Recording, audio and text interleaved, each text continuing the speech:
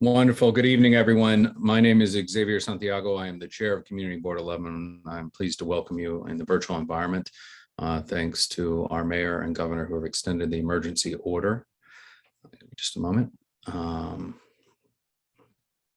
It is now 6:33. I'm calling this meeting to order. Tonight, we are joined by our staff liaison, District Manager Angel Miskane. In order to conduct an efficient meeting, let's observe a few ground rules. 1, no one may speak until granted the floor. 2, CB11 members, if you have questions about board business or wish to make a motion, please raise your hand and wait to be recognized. To raise your hand through Zoom, click the participants icon and you will find the raise hand function there. If you have technical difficulty, click the chat icon and relay your difficulty to the staff. 3, members should not engage in a back and forth discussion. The chair will recognize the next person to speak. 4, the chat function should not be used for CB11 business or questions about agenda topics. All such remarks should be made on the record when recognized. Chat should only be used to alert us to any technical difficulties you are having or to state in writing information like an email address, contact number that was already stated aloud on the record during the meeting. 5, when a member is given the floor to speak, I will identify you and you can unmute yourself so that you can speak. 6, please keep your questions and comments succinct and germane to the discussion. It's very important to do this. We will run a more efficient meeting this way. 7, members of the public, if you have any questions or comments about the subjects on the agenda, please raise your hand and wait to be recognized. We will now take attendance by roll call. Committee members, you can unmute yourselves and answer present when your name is called. Jose Altamirano is excused. Stephanie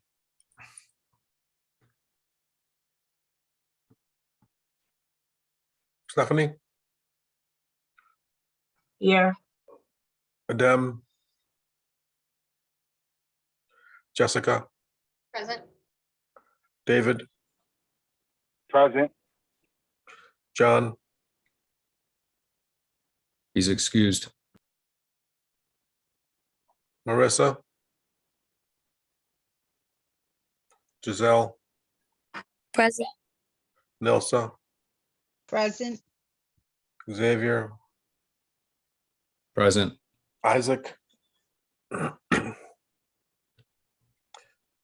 Jason is excused. Michelle. Present. F. Quorum. Thank you very much, Angel.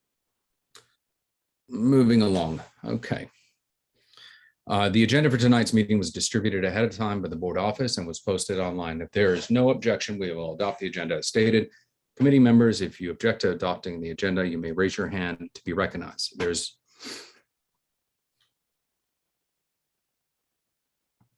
Okay. So this is for the committee to acknowledge for the agenda. Thank you very much. Seeing no objections from the committee members, the agenda for tonight's meeting is adopted. The minutes from our last meeting were distributed to committee members ahead of time by the board office. If there is no objection, we will adopt the minutes from the meeting. Committee members, if you object to adopting the minutes, you may raise your hand to be recognized.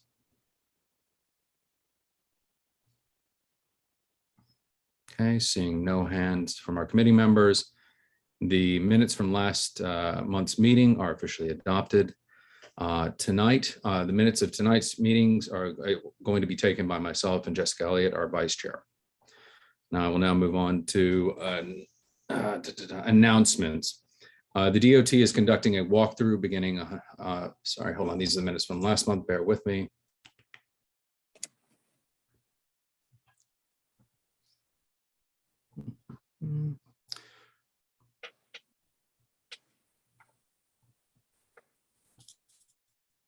Okay, bear with me. Do we have any announcements from the committee? Please raise your hand. Okay, I would just ask everyone real quick for announcements. Please check our website, CB11M.org. You will see community events and you will be able to see a multitude of Juneteenth celebration events coming up. Also keep in mind an additional announcement. We have our primary election coming up this month, and that will happen on June 28th, early voting to start a week prior. Please look at our website for additional information there. Again, calling for any additional announcements I see a hand up. Okay, hold on. Michelle, you're recognized. Thank you. I just wanted to, did you make the announcement for the walkthrough by the DOT? That was from last month. It was in the minutes from last month. That's what it was. So I had the wrong tab up. I apologize. Okay, because there is a walkthrough that is supposed to be happening on the 17th. On the 17th of this month? The 17th of this month at 116th Street. Okay. That was to my understanding. Okay. And it's with the 2-5 that will be invited. Okay. With the 25th precinct? Okay. Wonderful. Thank you for that. Do you know what time that would be? I think it would be around 3 o'clock Okay, as 3 usual. p.m. Okay, we'll double check that and put that up. So thank you. Thank you, Michelle. welcome.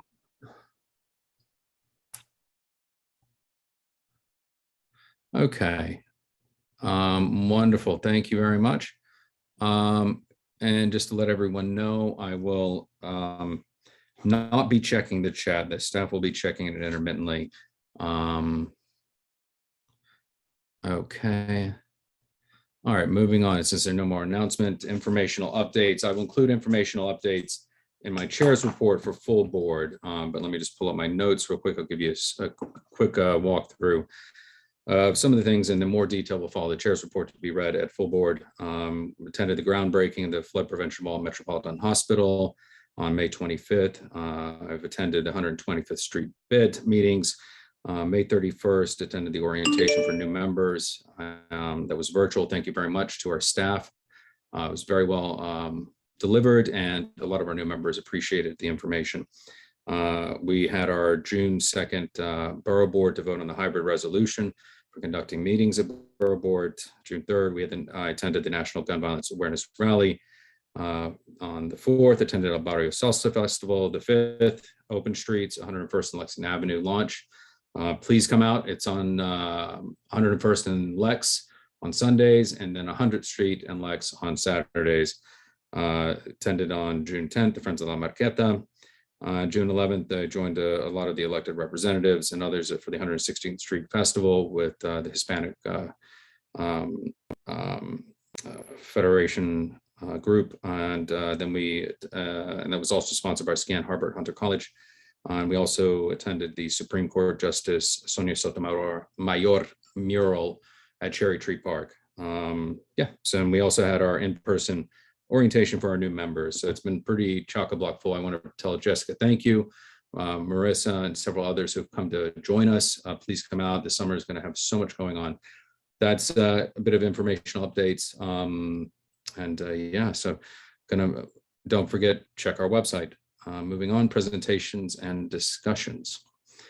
Okay, committee discussion on the formation of 2nd Avenue Subway Phase 2 Task Force. So I asked all the committees to give us names or volunteers who would like to sit on that task force. So far, we have from Public Safety and Transportation, we had, I believe it was Jennifer Meyer. And I believe there's one other on there. I know Marissa's going to be joining us in a little bit. I'm going to pass it to each of our chairs to who they have selected, because it's going to touch every committee for the most part. And I'll go to Jessica Elliott. Chair, I volunteered to sit on the committee, the task force, but am open to any others from my committee taking my spot as needed. Okay.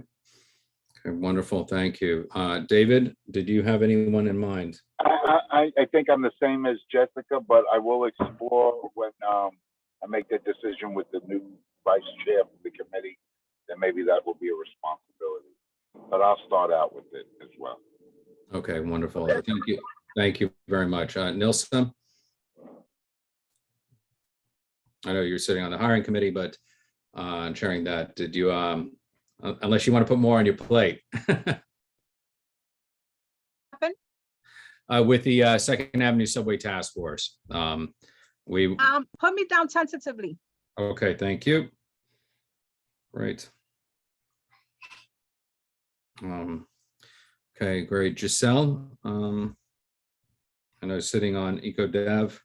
I know Jennifer Meyer's name was presented. I know that initially yours was, but I wasn't sure if that was confirmed or not. Yes, I will. I explained to Marissa that I would be sitting on the force as well. Okay, wonderful. Thank you so much. And then Stephanie Arroyo, I know you're still getting your feet underneath you as the new chair of Statement of District Needs and Budget.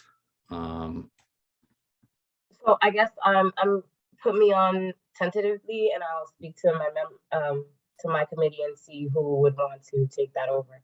Okay, great. That's fine. And I think, and of course, myself, I will be sitting on it. I'd like to, as discussed with the staff, we had a very robust conversation last month about their goals and focuses. After we get through full board, I'd like to convene our first meeting since we can actually do it virtually. And then we will go more into the weeds about our focus, our timelines, other groups we are going to circle back in and what our ultimate goals are. So because we have are limited, with our appointments up to 10 years and those clocks are ticking for some of us, I think creating a long-term tome, if you will, of information that can be tapped into in case we lose members from this community board for a variety of reasons. So anyway, so that is where we are right now. So I will talk to Angel. We will set up a meeting. It will be virtual, thanks to Governor Hochul extending, I believe it's through July 15th, correct, Angel? 14th. 14th. Thank you very much. So I'd like to Hey, establish. David, do you have any ideas what day or, when you want to begin this, just so I can frame it, know where it comes? I will send out, I would imagine probably the last week of July would be ideal. Okay, that's fine. So that gives us enough of a runway. And then I would like us to then, what we can do after consultation with the staff, we can break out into pods to continue doing work, outreach, et cetera, and so on as needed.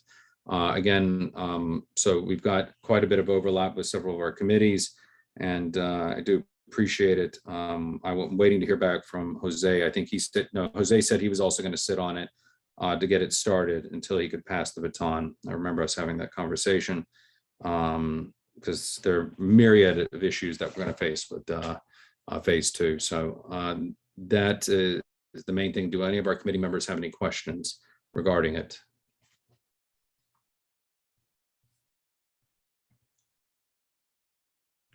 Okay, I'm not seeing any hands. Okay, Angel, I see someone in the public has their hand raised. Is it in regard to the 2nd Avenue subway or a previous announcement? I think they're raising their hand for attendance there. Okay, is this Deacon? Is this to speak on one of the licenses and permits?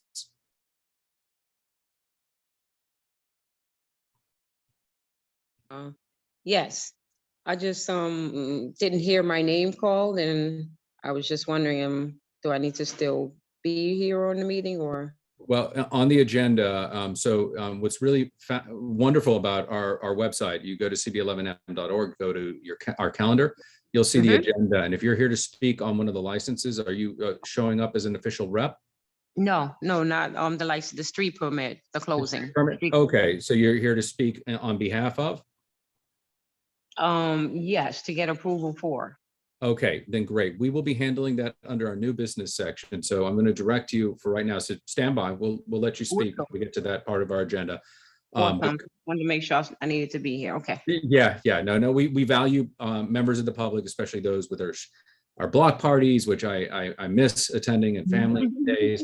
There are a lot of fun and ways for us to connect as a board and bring and knit us together, like the crochet work we see throughout the community. So stand by, but you can go to CB11M.org and go to the calendar page. You'll see on this date the agenda, and then you'll see where you are on the agenda, and then just stand by. All right, will do. Thank you so much. Thank you. Andrew. Okay. All right, great. Okay, seeing no other questions. Lost our.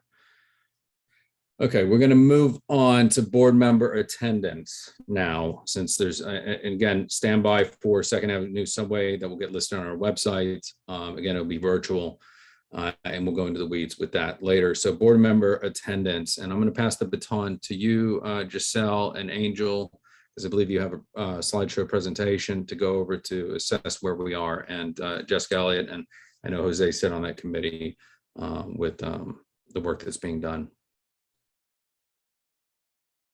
Yes, Angel, if you could share the screen, thank you. Sorry, guys, my daughter's coughing.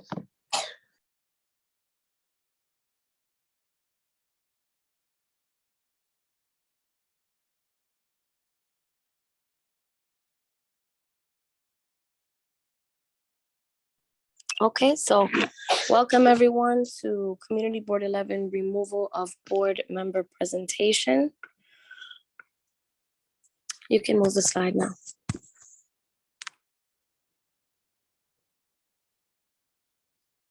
Okay, so once again, these are CB11 of Manhattan bylaws in the removal of members section.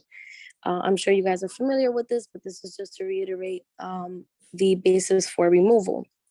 Failure to comply with any of the following requirements shall constitute cause for removal from the board and shall subject such member to the provisions of section 1B, 1B below. Eric Alcancela has met these requirements, and I'll just read them briefly. The member has attended less than 2/3 of all full board meetings and has been absent for more than the fewer required on the 2 committees that he sits on. Next slide.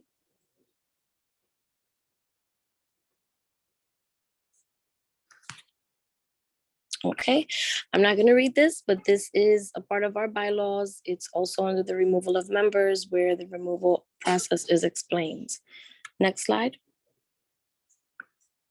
Okay, so just to show you guys visually, the board members, Eric Alcancela, 2/3 of meetings out of 10 is 7, which means that if you miss more than 3, your membership is, I would say, up for question. So the number of missed full board meetings that Eric Alcancela has is 8.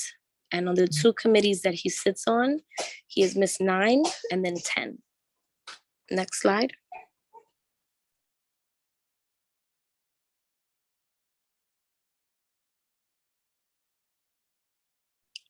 Okay, this is the timeline for Eric from January up until now. In January, February, I notified the member in writing via email on February 3rd of his failure to comply with our provisions of section 1B, 1A. The executive committee was notified of this determination and the board received no communication on behalf of member.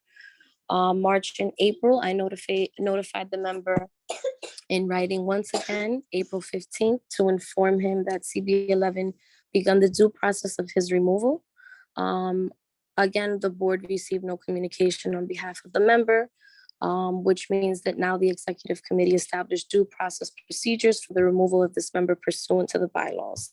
Member was allowed to be given time to respond in writing, represented by an attorney, and or permitted to present witness evidence at any hearing established pursuant to such due process procedures.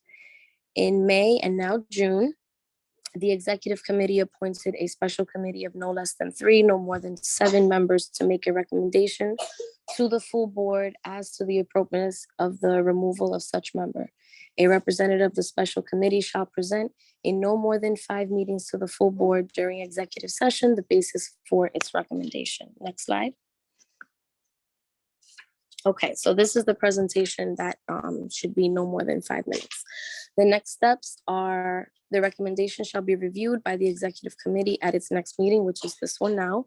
Upon such review, the executive committee shall make a recommendation for retention or removal of the member, and such recommendation shall be presented to the full board at its next meeting. At such meeting, a member recommended for removal shall have an opportunity in executive session to present such member's reasons and justifications for the to comply with section 1B, 1A to the full board in no more than 5 minutes. Next slide.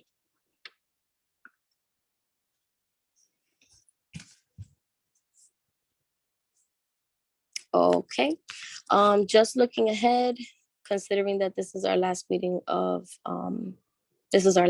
until September, we would like to look ahead into any attendance issues that could be concerning.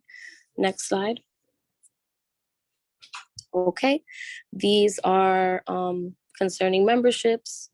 You will see the committee name and the members who have attendance issues. Next slide.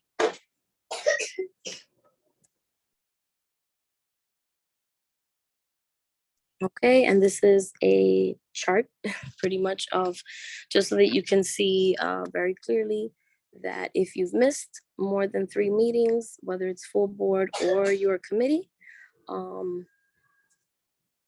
I would advise you reach out to your chair or vice chair and notify them of anything moving forward. So I'll leave that screen up for just a minute.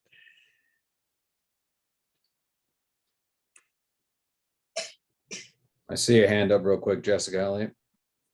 Thank you, Chair, and thank you, Giselle, for this amazing presentation. I think just to clarify also that our committee, the special committee, discussed not only this easy, it's clear for the one board member that we're reviewing today, but as we look ahead for the next cycle, it's really in our bylaws to address them when they've met these concerned membership quotas.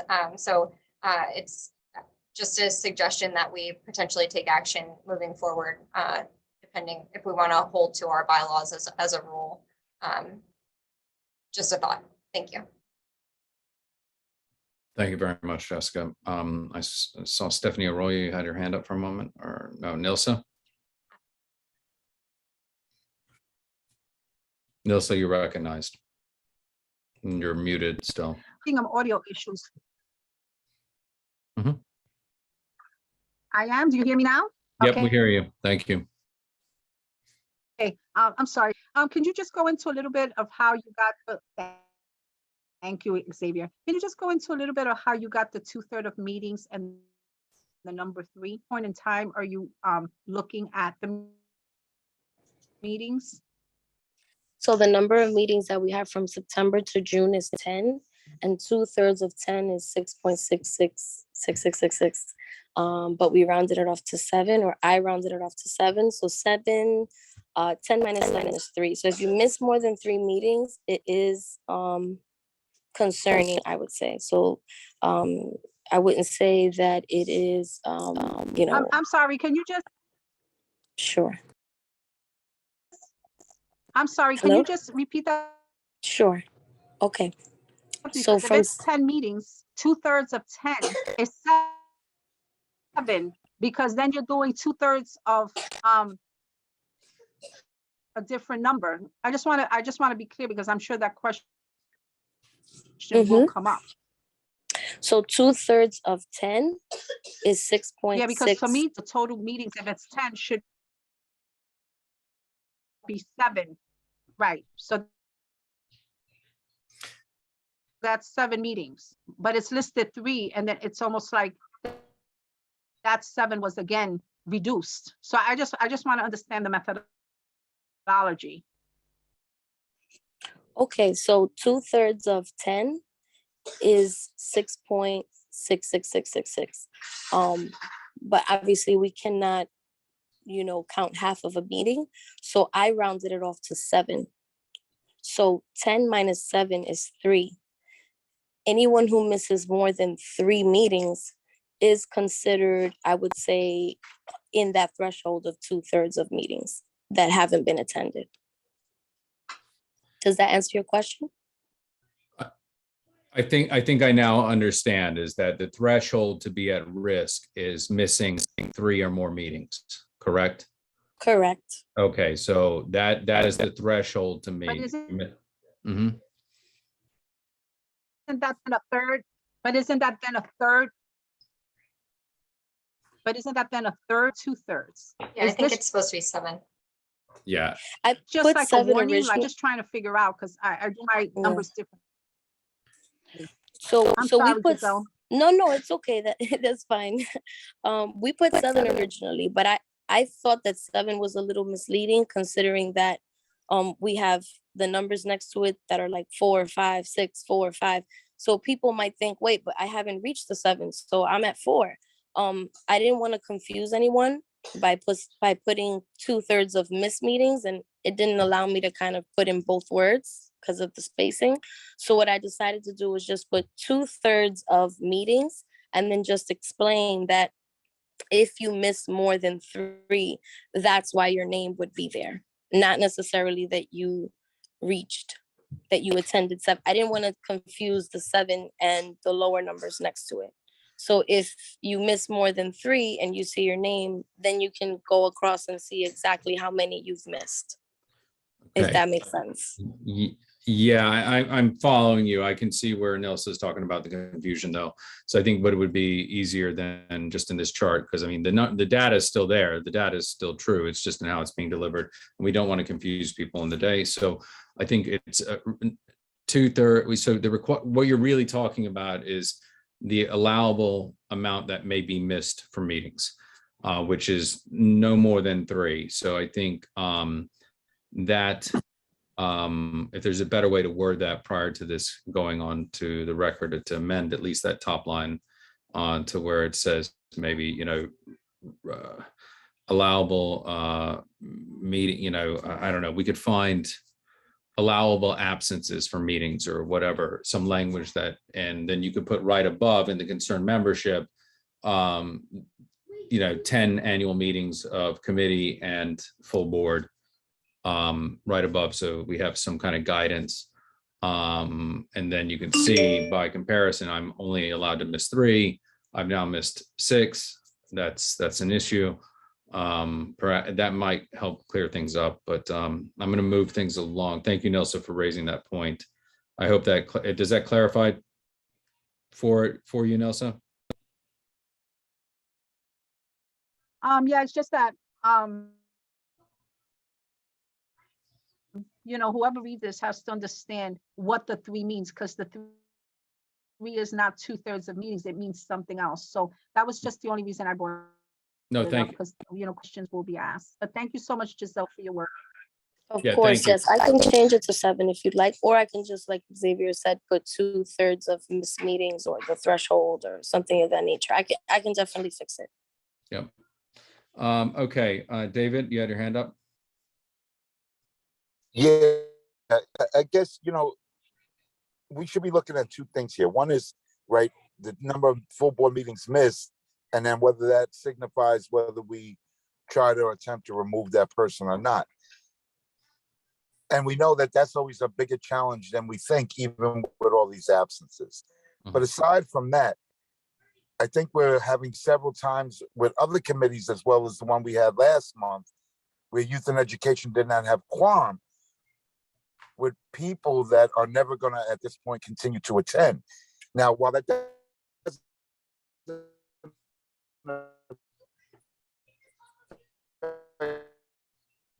David, you're breaking up quite a lot. much for me, and I want to, I'm sorry. Basically, I'm already at a deficit if there are 2 people. Like, Leroy, I've spoken with him. I actually saw him yesterday.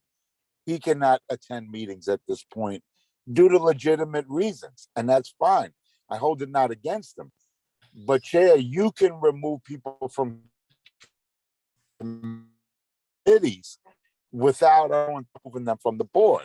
So if there are people that are on committees that have 6 absences, we should not start September with them.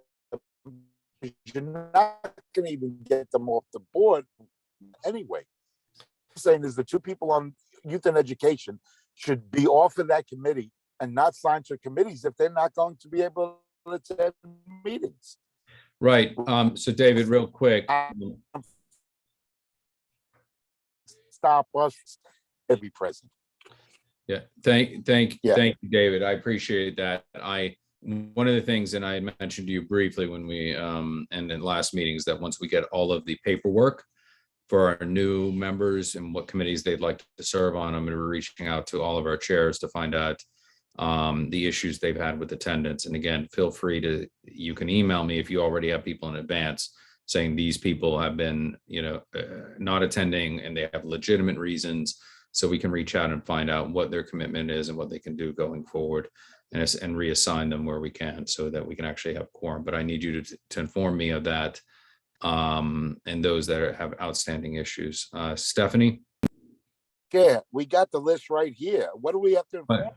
Look at this. No, but if you've had a conversation, for example, with Leroy on the specifics of why, I should be made apprised of that. So I can then know how to have that conversation of which committees he then has interest to join. Or is it that he has no ability to attend any committees whatsoever? Then in that case, the recommendation would be you should probably resign, which we have had that happen in the past with Right, members. but people don't resign and they're still holding us up.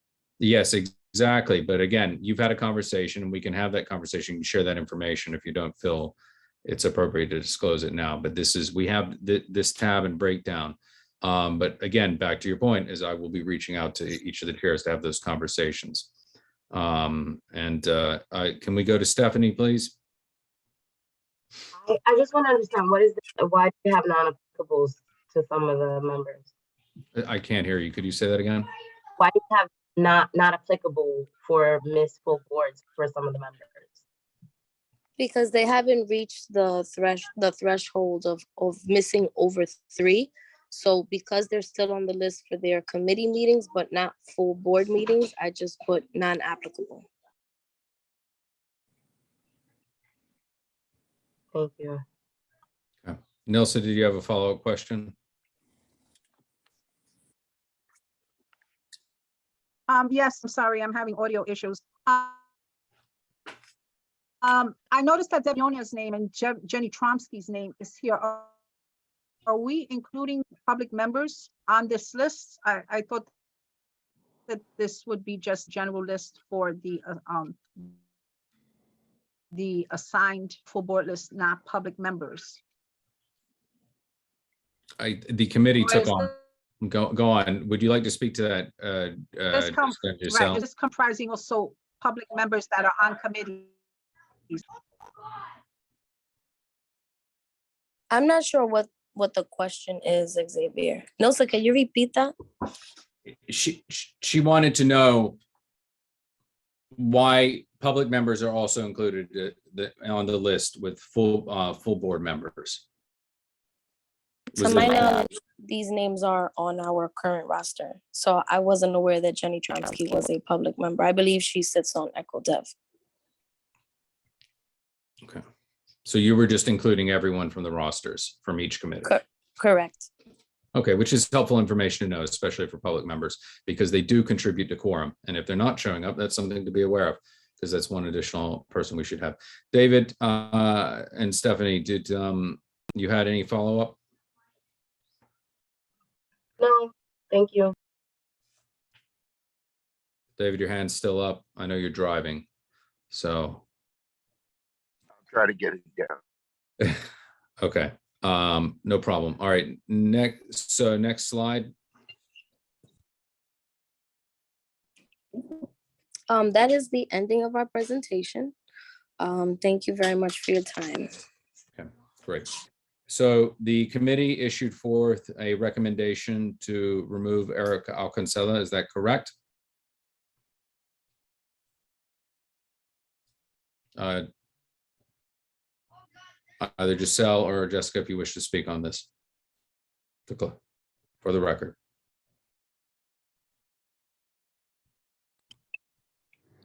I guess I'll speak on it. So if we can go back to the slide of next steps, Angel, please.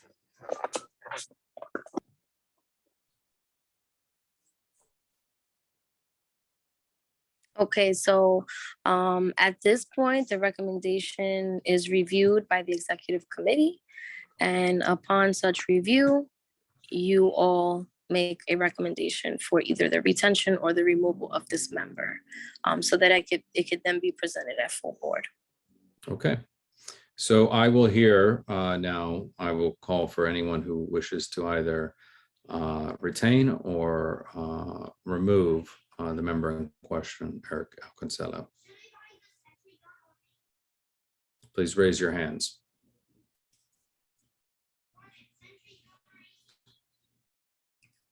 Stephanie Arroyo? How long has this person, I apologize, I don't know who Eric is, but how long has he been on the board? I believe, and Angel, correct me, a little over a year.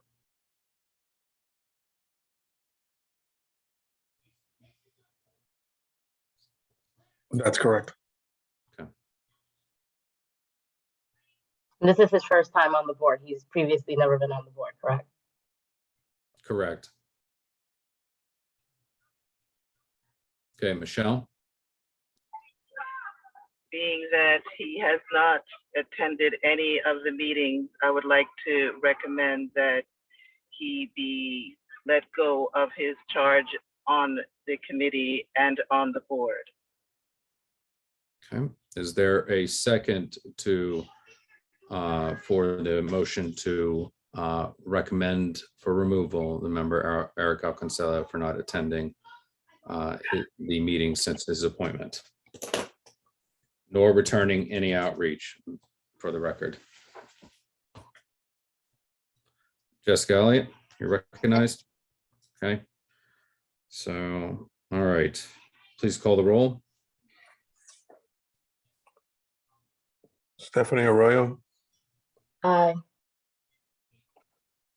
Adem's not here. Jessica Elliott, Yes. David Giordano, Yes. John Crane's not here. Marissa Mack is not here. Giselle, Yes. Nilsa,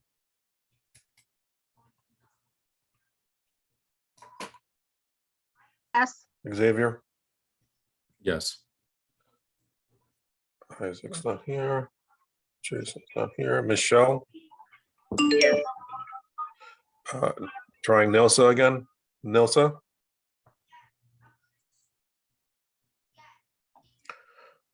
the motion carries. Yes. Yes. Your vote was yes, Nilsa? Okay, thank you. Okay, very good. Thank you for your work, committee. We will present this at full board. Again, it gives me no pleasure to make a recommendation, bring before the body a recommendation to remove a member. However, the importance of having quorum to conduct business is integral to our success. Otherwise, one, it does not show respect for your fellow board members and does not allow us to maintain our city charter mandate and advising and recommending positions on behalf of the community. So again, we'll now move the committee along to committee meeting minutes. We've been behind, and I sent an email to all our chairs that is now elevated a level. I've received some phone calls. So if you would please, as chairs, report back. And for those chairs that are not present, Angel, if you would not mind speaking on their behalf on where they stand on their minutes, I would appreciate it. So I'll just go down as it appears. We don't have, we'll just go with Jessica Elliott, Environment, Open Space and Parks. I believe you are current, correct? Yes, I am current on my meetings for my committee, excuse me, Kat. And I just wanted to offer just a note that for me personally, it's been easiest to take notes as the meeting is going on. That way I can send it out immediately after the meeting is over, and you don't have to worry about it anytime again after that. Usually I think it would be helpful to appoint someone on the committee to be taking those notes, but for me personally, I just prefer to take them myself. And I just wanted to also offer that for the committees that are have multiple months of meetings missed, I would like to offer my support in finishing those up. Wow, that's quite generous of you and your time, Jessica, sincerely. I'll next, and this is just how it's appearing on the tab over here. David, I know we spoke briefly while I was walking home with my kiddo. I know you were a work in progress and trying to get caught up. So Yeah, no, I'm here. okay, so where do you stand in hoping to have deliverables in so we can get caught up? I know we spoke briefly and I don't recall, and just so we can have. I'm gonna work on them over the next, everything's a little lighter now for the next week and a half until we start summer camp. So I'll work on getting them done. Okay, all right, thank you. Stephanie Arroyo, I know you just started statement of district needs and budget. So what right now? So I know you have, do you have this month's in by chance? I do not. I did not know it was due. My apologies. When are they due? Angel, right? it's hold on, Angel, it's 2 weeks from the meeting to have at least a draft up, correct? Yes. Okay, and I'm only responsible from June and forward, right? Yes. Angel? I'm sorry, what was that question? I'm only responsible for minutes from June, the month of June, and moving forward. I would say yes, but that's a more appropriate question to be posed to Xavier. I would, it would be, Jason said he was going to get those deliverables, but I would touch base with him and see where he is on that. I mean, he said he was working on it. I'm going to make a point, a note. Really, it's about a summary of what was discussed at your meeting. It does not need to be verbatim. The beautiful Do we thing, know how many Jason owes? Angel, is it 2 months? October and February. Okay. Yeah. So again, we have the recordings, we have the transcripts, and you can take that and look at skim the transcript and give a summary of what's discussed. So it's not a verbatim back and forth. He said, and she replied, and they discussed ad nauseum, yada, yada. It's not that. It's literally a summary of what was discussed. And think of it as like a highlight reel or your cliff notes that you would have on the back of a breakdown of a book. So that's really what the minutes should be. When there's a case of a presentation, Stephanie, you can refer to, most of those presentations are going to be on our website. The staff can get you the hyperlink and you can say, please see the website. It can be copied and pasted and put as a URL connecting so that people can just click it as and download that document. And then you can refer back for additional details. Please go to the recording. But again, it's about a summary of what's discussed. So thank you. If we could get caught up. We'll definitely have it early next week, Wednesday. Okay, beautiful. Thank you so much. Appreciate that. Giselle with EcoDev. Yes, Angel, correct me if I'm wrong. I believe we only owe June. Right. And we had our meeting yesterday, so we have still a week and a half, maybe 2 weeks, up to 2 weeks to submit. So we will get that to Angel ASAP before the 2 weeks are up. Okay, wonderful. Where do we stand? Thank you so much. Where do we stand? Okay, so we've hit EcoDev, district needs and budget, elections non-applicable, environment, open space and parks. Isaac, Scott, how are we doing on human services? Based on what I believe, we should be up to date. I took over, or rather I started as chair May. I chaired May month and I chaired June, and I know Art is working on our minutes now. I don't know if minutes were created for April because I believe that's the last, but Art chaired that month. So when I talked to Marlene about it, she thought we were up to date. I also thought that, so I could double check with her, but we should be up to date. We just had our meeting on Monday. Okay, all right, thank you.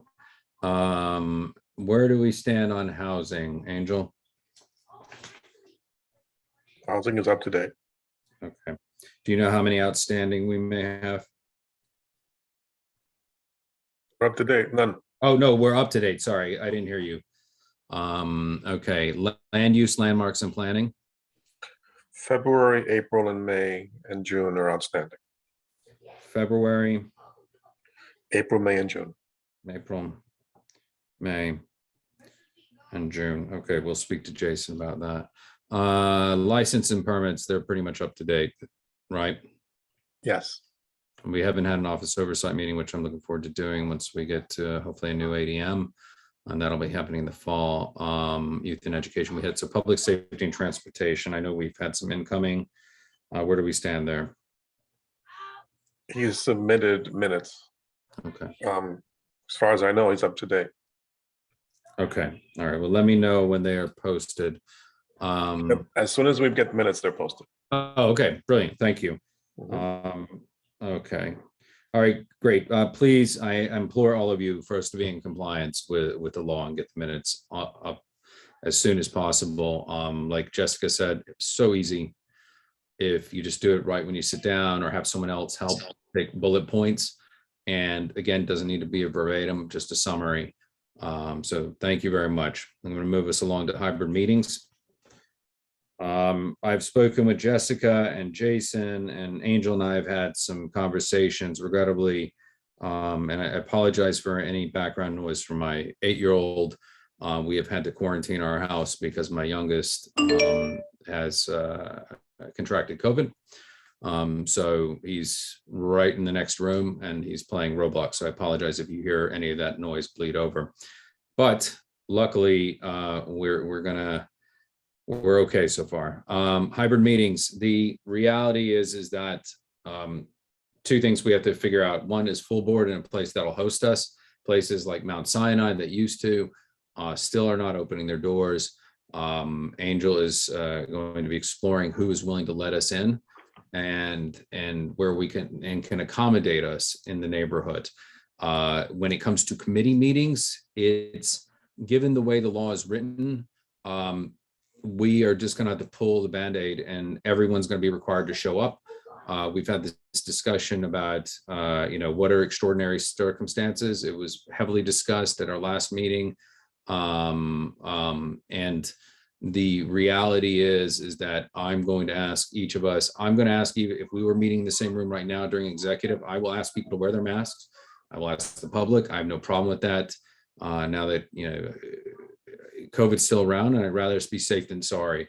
Angel and I were supposed to meet to test the OWL and the online system to be able to see if we could sync it up. But because obviously my reality here, that is not happening right now. But the other thing that I discussed with Jessica, Jason, and Angel, and I'd like to hear your input, is notification for those extraordinary circumstances. So extraordinary circumstances, as described by Adele Bartlett at the VP's office, the Chief Legal Counsel, is that, COVID, obviously, childcare or assistance to someone in your household that's an emergency situation that prevents you from coming.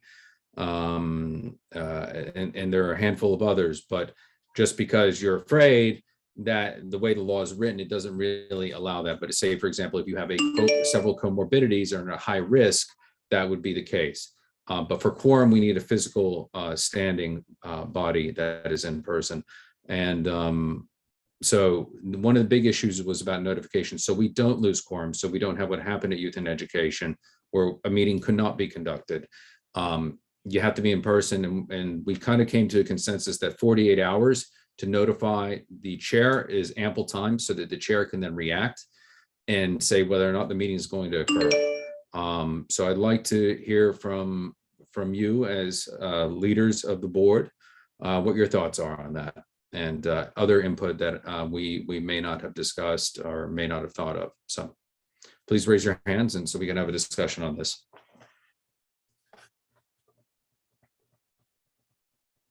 Okay, Stephanie. I mean, I'm already having issues where, as a district needs committee, we have to meet a month more than everyone else, just to get the surveys out and to start working with the public to get their answers to put in for the district needs. And I'm already having pushback with meeting before we were given more days. So I don't know how that's gonna look. And then, we just looked at what our numbers are looking at people not coming to meetings. And I'm just very fearful of how that's gonna look moving forward. I'm just, and I don't know if, I don't know what that's also gonna entail, because some of the places that we may want to have meetings, they may want to have people who are fully vaccinated, and I don't know if everyone on our board is fully vaccinated and how that's going to work. So I'm just concerned on how this is going to move forward. That's just my comments. No real answers to how to fix this. Yeah, so this, again, this is something that kept us to no end at Borough Board, and many of the other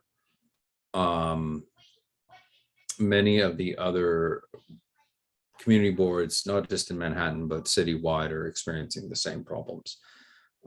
We've got the extension, so anytime the EO is extended, either at the city or state level, we're bought additional time to conduct meetings virtually. So this is about what we do with a hybrid meeting setup. How can we make our business still happen? So this committee is 13 people. We need 7 in person. And the question here before our body is, can we accomplish just that with executive? And I think we can. You know, we've had meetings. The hiring committee meeting had 4 people meet, and all 4 showed up. That's a smaller one. A larger one's a bigger challenge. So I think you bring up a valid point, and I think that's expressing to the membership that we can do it safely, which is why I said, you know, fully masked, N95, being efficient in the conducting of business, windows open, air conditioning on, so it's flushing out the air, leaving the doors open so it ventilates, and then with members of the public, try to encourage as many to be virtual and to request them to politely wear their masks. My greatest concern is that, you know, the staff may not feel comfortable and they'll walk out of the room if people aren't masking up. I could see a world where that's, you know, and I wouldn't be surprised if it's happened at other community boards. But again, I want to hear from you, Jessica. You have your hand up. I'm sorry. Thank you, Chair.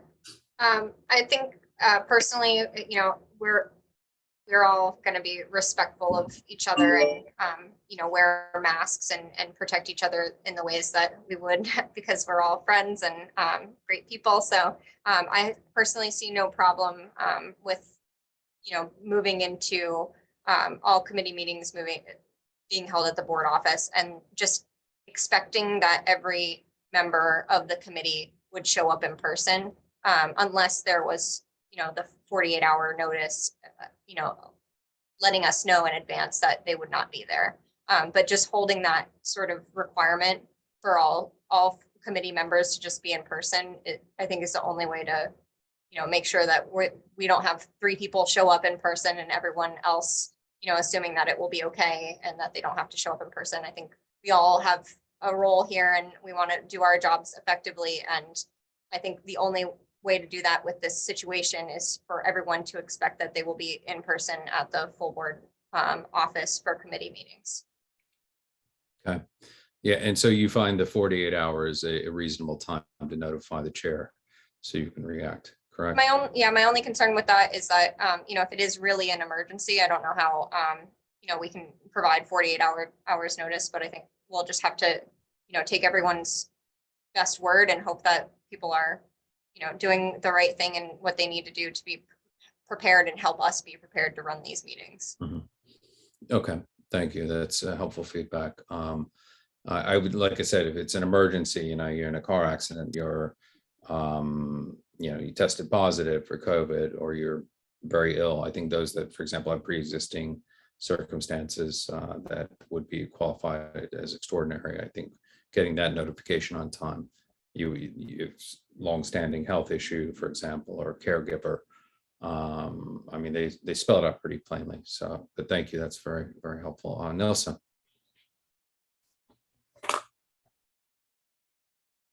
You're muted, Nelson. Hi, Chair. Just muted. You hear me now? Yeah, we can hear you now. Oh, Me now. Okay. So just to clarify, what are we discussing? Well, first of all, I think the 48 hours is adequate notice, notwithstanding an emergency. And I think that by the nature of the explanation, US chair or the committee chairs would understand that it's an emergency. So just to get clarification, Jessica was mentioning the fact that committees could come to the board office to meet and that it should be in person. Is that so that are we discuss that, or are we discussing which is fine if people are willing to do that, based on the fact that sometimes we didn't have attendance on virtual. Staff okay with the committees transitioning back the full roster board office?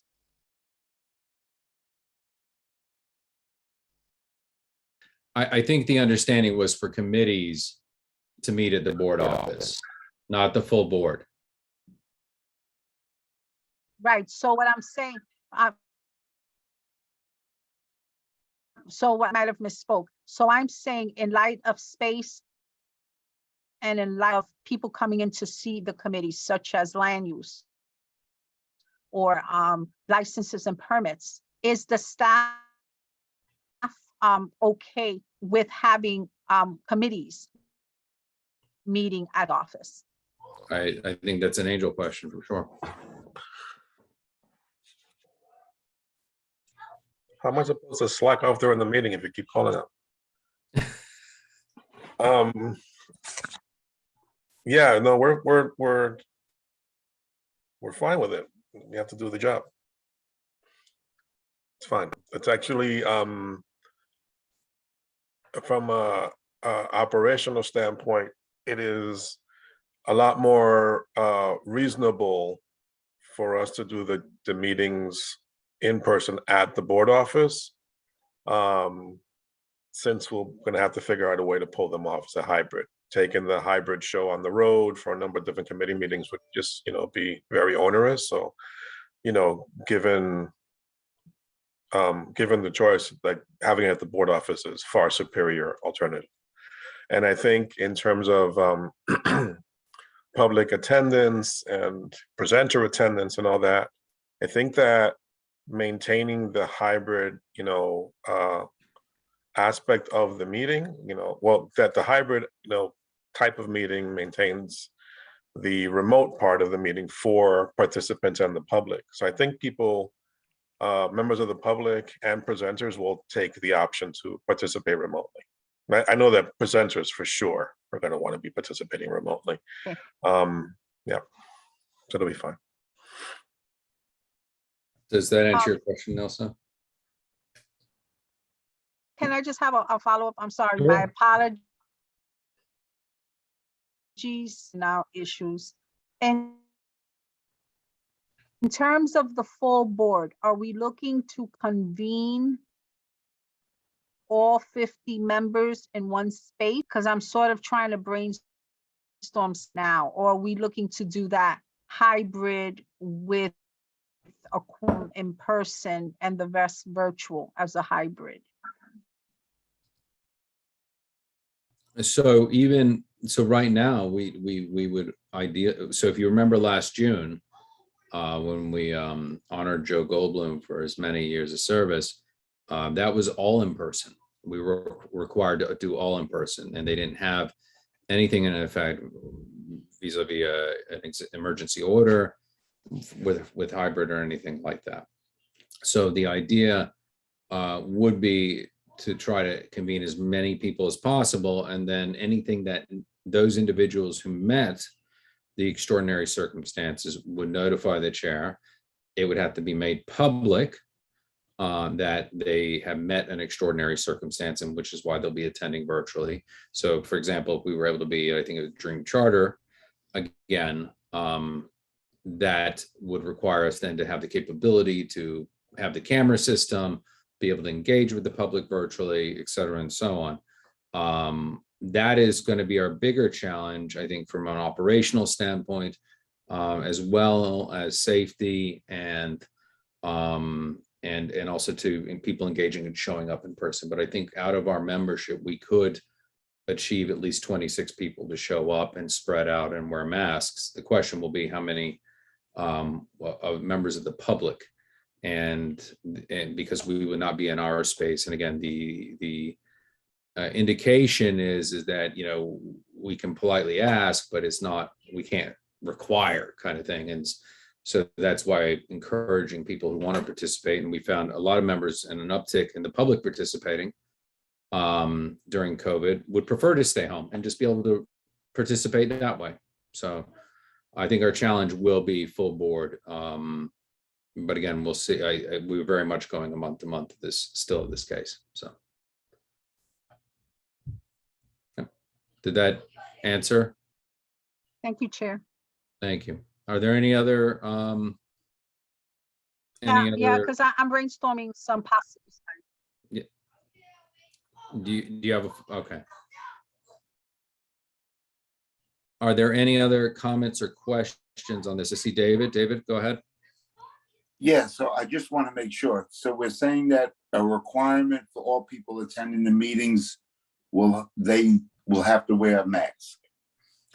That is going to be my preference, honestly, just for our health and safety, but I can't force it. But I have no problem asking it. And that's the thing, is that a lot of the chairs during Borough Board felt uncomfortable being put in that position. I'd rather, err on the side of caution in the sense of saying, like, look, it's affecting everyone. And we in this community have lost so many people and even had a lot of people hospitalized still, but they're surviving now with vaccination. So again, can't force it, but as we've seen in the research, it's spread through sputum and a smaller than micron than normal cold influenza. I guess I'm asking because, pretty much the DOE and Children's Aid world, we're, in the work that we do and in the community, we're back to wearing no masks and people wear them if they want, so. Yeah. Well, that's why I'm asking. I appreciate you speaking up. I want to hear from you because these are the rules that we have to determine. If we go to a facility and they say you're required to have a mask, and so for example, tomorrow I'm going to the Africa Center Right. for Juneteenth celebration, and they told me they're requiring a mask, and they want to see at least one vaccination. That's what they're asking. So. Again, if we're in a facility that is making that request, then that removes us from being the primary enforcer. And then, does it or does it not? And that is the question. But I think for being in the board office, and I'd like to, because the staff matter, they help us do our job. I'd like to hear. Angel, how would you feel if someone suddenly just decided to take off their mask? I mean, I'm pretty sure our members would be respectful, but if you had someone else, I think it's important to hear from you, because without Marlene,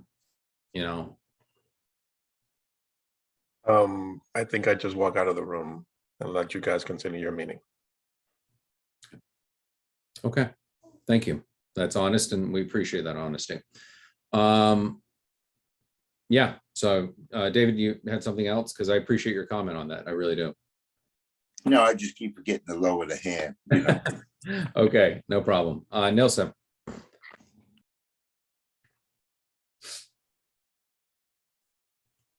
We are at the multi-service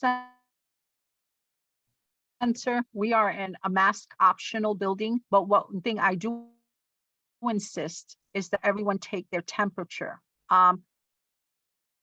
Just so that I get a normal reading. And I will tell you that you'd be surprised how many people still want to wear their masks because they don't want to catch something, especially in a facility that is populated with lots of people coming in and out. Out there, that temperature checks was a way of monitoring whether people had a temperature. The problem, we're going now in the summer season, and so people the temperature may be elevated just because they're walking to a meeting or they're just outside. But I just wanted to throw that out there, maybe even that, even if you can't enforce masks for whatever reason, because it's optional and the city has away from it, that temperature checks, we can still request it based on our comfort level and our protection of the. Yeah, and I appreciate bringing that up. I do recall that Adele said that we're not allowed to do that. I'll get correction. I'll call her tomorrow to confirm that. Take temperatures? Yeah, We're not allowed to? that's what I thought she said, as the board, like us as Right, members. we don't tell people that they must, Yeah, right? We don't tell them that people must, but we have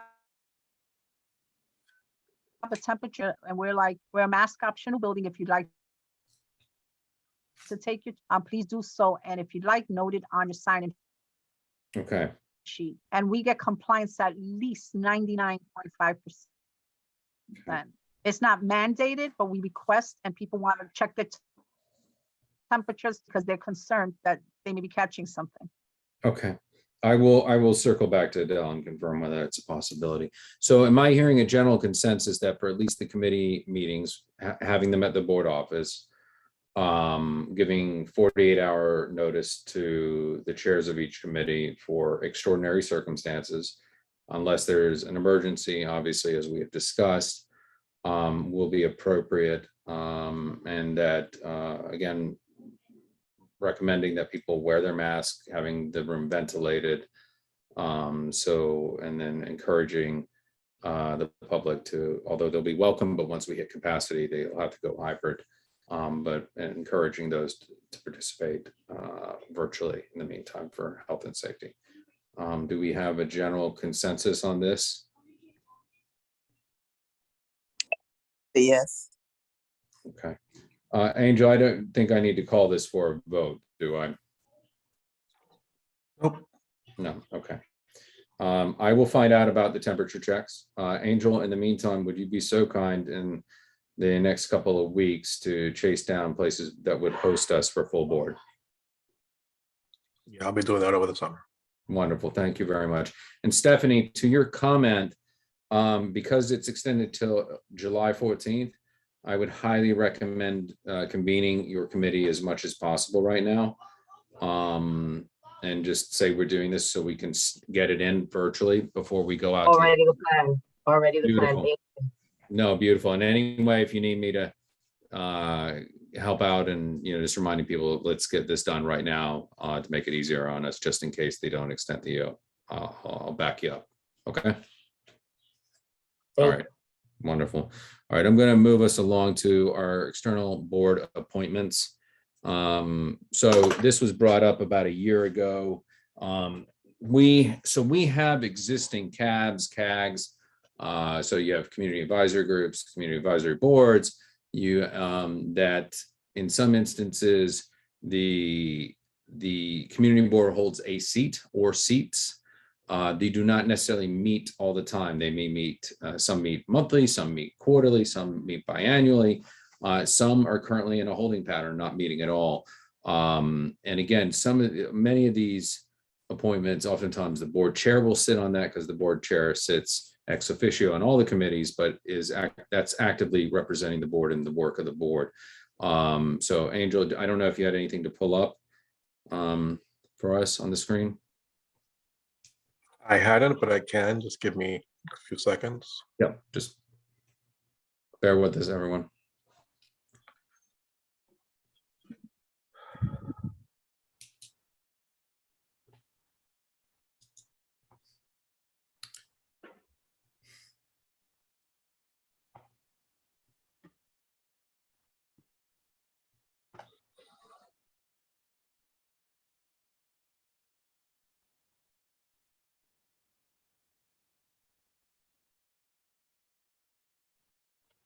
Oh. Okay, so here we have, thank you very much, Angel. These are some of the standing groups that are meeting on a regular basis. Well, not regular, but that we have. So you have the 125th Street Business Improvement District. Prior, Nilsa sat on that, so it's a chair appointment. And then Barbara Askins invited me to come sit in case there was a need that Nilsa couldn't make it. Friends of La Marqueta, the chair is afforded a seat at the request of the group. And in order to share the institutional knowledge, they've requested for both Nilsa Rama and Matthew Washington, our former chairs, to stay on in the meantime. So that way we're not missing anything as we move forward. You have the Henry J. Carter Specialty Hospital and Nursing Facility Community Advisory Board. You have the M10, M11 Sanitation Community Advisory Group. And right now it's Jessica Elliott, Sean Hill, LaShawn Henry. You then have the Metropolitan Hospital Community Advisory Board. And currently we have on that just as a separate and part, but she's now one of our board members. You have Jewel Jones, who sits on that right now, but not as one of our board members, but she just happens to as well, which is good to have that. Randall's Island Park Alliance. There was a gentleman on there. I do need to double check. We're reaching out to find out what the status, because some of them stopped meeting during the pandemic, which was the biggest hang up for many of these groups. They were just stopped, period. Then you have Upper Manhattan Empowerment Zone, that is typically the chair. I'm sitting on that, which is what I'll be including in my report back to the board next Tuesday. Is that it? You can scroll down a bit, Angel, please. That's the last one I had on the list. Oh, thank you. Thank you. Okay, so there are other little task force here and there that we have had over the course of time, such as, the 125th Street Development Task Force, the bus depot, and other Harlem Burial Ground Task Force, but these were an invitation only. These were groups that were being included in and looped in on, but weren't necessarily afforded a seat, and they were run by separate entities, not run, with our direct influence and engagement, but they wanted our participation. Some have moved on because they engaged to the degree where it was needed, or have also gone on a hiatus. So that's just a few examples, but these are some of the ones where you don't see appointments. We are currently reaching out to them to find out, one, are they meeting? And two, how often? And so we can assess where individuals we may choose to appoint. So that is the status update on that, but it is there on our website. I appreciate Angel for collating, putting all this information together. So yeah, do any of our committee members have any questions?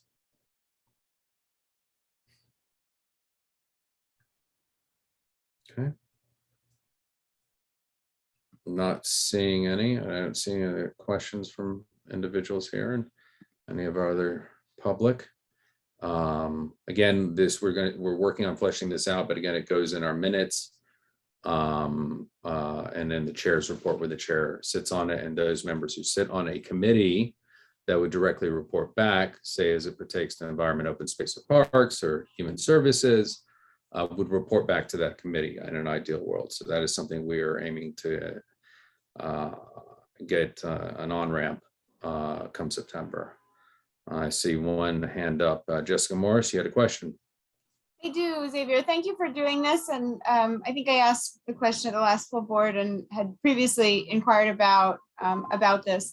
In addition to the board's representation on each of these outside advisory groups, I know back in, I believe it was an EcoDev conversation maybe 4 years ago, some question of the general composition of the outside group wasn't clear, meaning this is crystal clear as far as who from the community board sits on each of these groups, but who are they sitting amongst as these advisory bodies? Why is that important? I think it's a context and a kind of a stakeholder coordination frame of what the board brings to that point of advisory. So if it's possible to dig a little deeper and share a little bit more, I think that's where my question is. I think this, like I said, crystal clear, but kind of who is the company in these advisory bodies and their Okay. affiliations? Okay, I can give a high level answer to that, but going into the weeds would require to go into each of those individual groups. And some have their particular bylaws and how they operate. So I would need to double check and make sure what disclosures are allowable. That's something I'll have to circle back. But frankly, Friends of La Marqueta at one point had a website, I believe, as did some of the others, and whether they've been maintained or not is to be explored. But typically they would make so Friends of La Marqueta, you have the council member's office, both the current and previous. You had us as a community board, the 3 members you see there. You had EDC as well. You had Angel, can you help me out on some of the other people that are in the room? I'm just pulling off a memory and you have to excuse me just a little bit. For which body? For Friends of La Marqueta? Yeah, Friends of La Marqueta. Yeah. It's the Borough President's Office of Community Board, Council Member for District 8, and EDC. Yep. Okay. So that's an example of who's in the room there. The others, I can reach out and we'll find out who else is explored, but typically they would have that hopefully populated on their own websites. UMES is very accessible online. Yeah, so kind of answer your question there on a high level. And just a follow-up question, are these listed on, these are listed here, we're looking at our website, correct? Yep. And so just a suggestion to, if it is accessible, a link to the place where the, I know the Metropolitan's Advisory Board has a robust representation through the Metropolitan site. So linking to be able to do that work and understanding who are represented among is helpful. Where possible. Yeah, go on. The names of the organizations or the groups that have a website, you'll see their names in blue. That means it's a link. You can click there and see the full membership. Great, thank you, Angel. You're welcome. Thank you very much, David. Yeah, just to add, so for instance, like Met Cab, we have 2 spots on Met Cab, and we haven't had 2 people there since I think me and Jewel were there over 5-6 years ago as the reps from the board. So, again, I think it's important that we do have presence in these particular areas. Generally, it could or should be the chairs of the committee or somebody designated as they overlap. But again, if we don't have a seat at the table and things happen, we miss a lot of information, and it's always better to have a seat at the table than to not have one. Yep, no, that's part of why this process began last year. So thank you, but it's been a work in progress because again, and over the summer, we're assessing 2 things: is one, are they active? Who are actively meeting? Who are not? Which ones? Right, but we know Metcab is. Metcab does. Yeah, right, but we don't have representation. Yep. So again, this is something I'm dealing with to get nipped in the bud over the summer. So thank you. Yeah. Sorry. Hold on, Jessica. I haven't recognized you. I have Stephanie's hand up first. Sure. Thank you, Stephanie. And thank you. Yeah, I think we need to make sure, because at one point I was asked to be at the Metro Cab as a representative of the community board, and when I got there, John Green was there as well. And then then I think Nilsa ended up taking over. So I think we need to make sure, because sometimes I see that there are people who already are on our board who are in these other rooms holding a position, and I don't know why it's just not communicated to us that we already have someone who's there who could be that connection. yeah, so traditionally in the past, someone who sat on one of those cabs was supposed to report back ages ago. They would report back and say, oh, I sat and this is what was discussed and these are the concerns. What I'd like to do is streamline this process so that whoever is sitting on those CAGs, cabs, business and the bids or whatnot are also sitting on the relevant committee. So they're not taking on additional work. So we're required to have two. If this is an outside appointment someone wants to take on, say, for example, Human Services would handle many of our hospitals. That would streamline that process for that individual.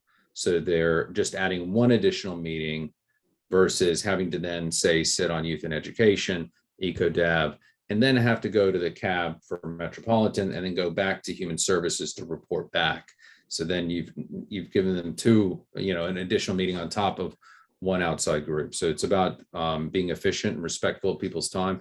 And also too, how many people are showing up and attending these meetings, which is important because as we just discussed earlier, there are issues with quorum, which is why I'm going to be reaching out to the chairs and say, listen, if it's not going to be the chair or the vice chair of the committee, and I appreciate your comment, Stephanie, then we need to find someone who is willing and can carry the weight and the responsibility.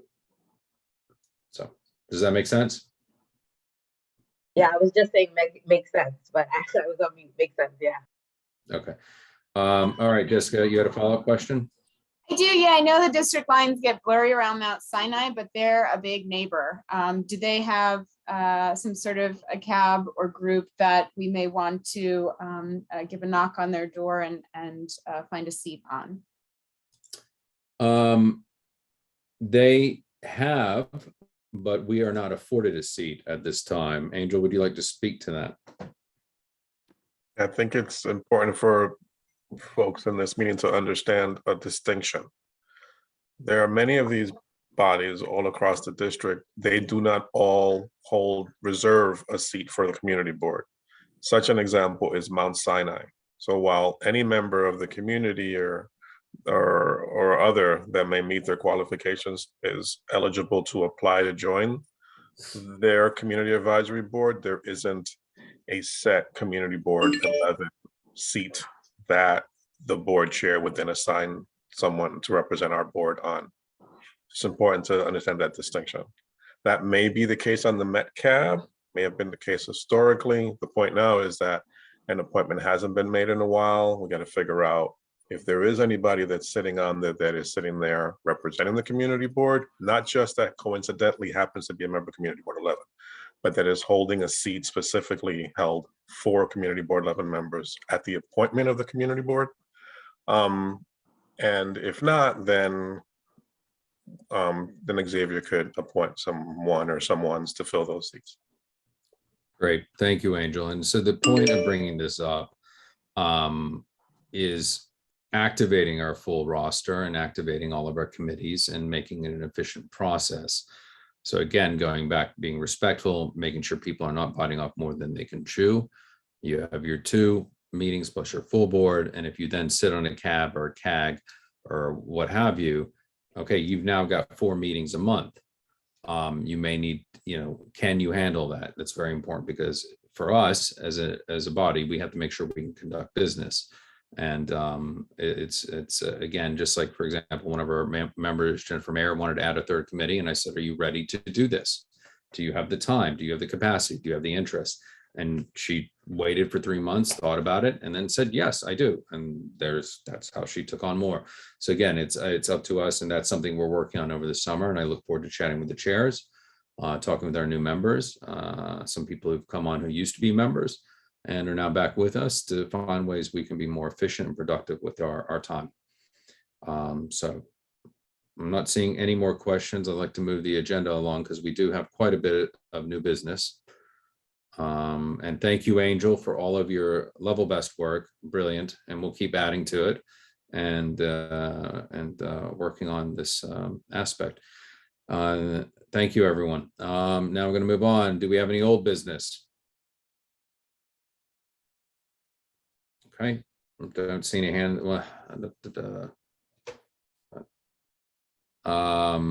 Okay, seeing no old business, we're now going to move on to new business,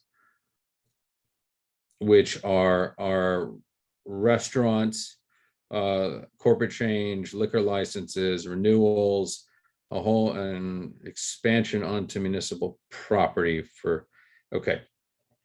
So first I'm going to ask Angel, you've sent out the emails you've gotten from him. I hope the committee's had a moment to review them. Hold on a second, I'm just pulling up the email that was forwarded by Marlene, but actually, if you don't mind, Angel, Hot Jalapeno Restaurant corporate change, cider license, it's the wine, beer, and cider license 1266952. That has received all its paperwork, correct? I was pulling up my notes too. Yeah. Yes, they have all their documents have been received. If I could just share something before you proceed, just a note to the applicants who may be accustomed to at the Licenses and Permits Committee, their attendance is taken in advance. Just to remind applicants that in this meeting, if you're representing the application being reviewed, for example, at this moment, we're doing hot jalapeno. If you're the representative that's present for that and you wish to speak, raise your hand and wait to be recognized by the chair. I do see Norma Martinez. Are you here to speak on behalf of Hot Jalapeno Restaurant Corp? Yes, I am. Okay, Hi. all right. Okay, I will allow you to take the floor and please, I believe they have all their materials, correct, Angel? Yes. Okay. They're good to go. Okay, so go ahead, please. Well, my name is Norma Martinez. I'm the new owner. Well, I used to work now with Jalapeno for the last 7 years as a general manager. So and now I'm taking over the business. So I just introduce myself and I try to work with the community and keep the same way as Jalapeno has been, in the community as a family business. So now we just changing the corporations for myself. So okay, that is it. So we just keep everything the same way. We just move it, all the representatives in there is going to be myself. Okay, so this is just changing for the legal paperwork to as a corporate change, and you're registering that. Yes, yes, exactly. We'll keep the same way the business. Okay, all right. Do any of our committee members have any questions regarding this?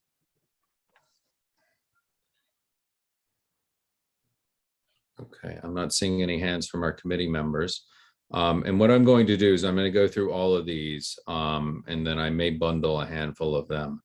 So Norma, you can lower your hand now if you have no further comment, and I don't see any questions from our committee. I'm now going to go to the Corner Lounge 1 LLC, doing business the Corner Lounge. It's a new application for wine, beer, and cider, a restaurant located at 32 East 130th Street and Madison Avenue. Is all of their paperwork in? All of their paperwork is in, and the representative has their hand up in the attendees. Thank you very much, Angel. John Lynch, you have the floor. Would you like to speak on your application?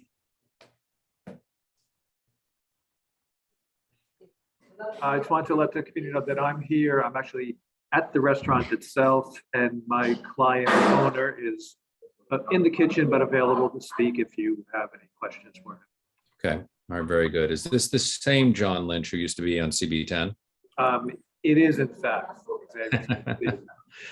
All right, good to hear your voice. Okay, let's go to our, so they provided everything, Angel. So do we have any questions from our committee?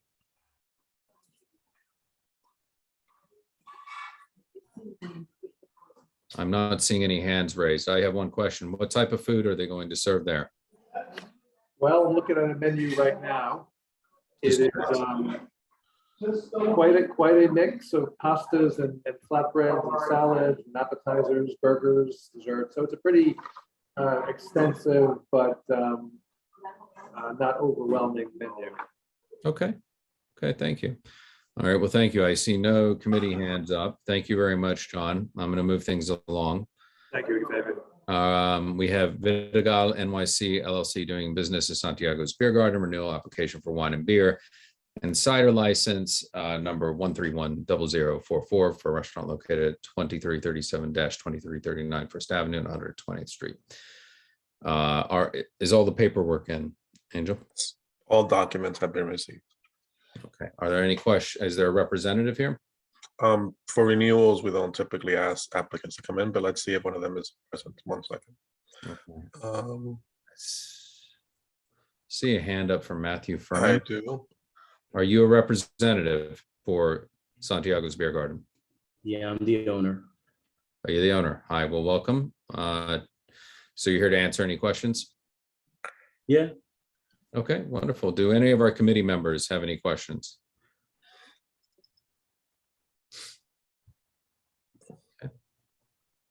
Okay, I'm seeing no hands. I appreciate you being in the space and showing up. Thank you very much for being here and checking in with us.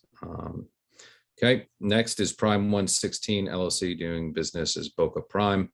Renewal application for a full liquor license number 1321047 for a restaurant located at 2257 First Avenue, New York, New York 10029, 116th Street. Do we have a representative for Boca Prime?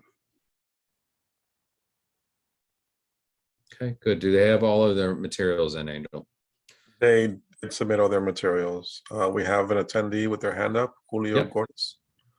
Julio, welcome.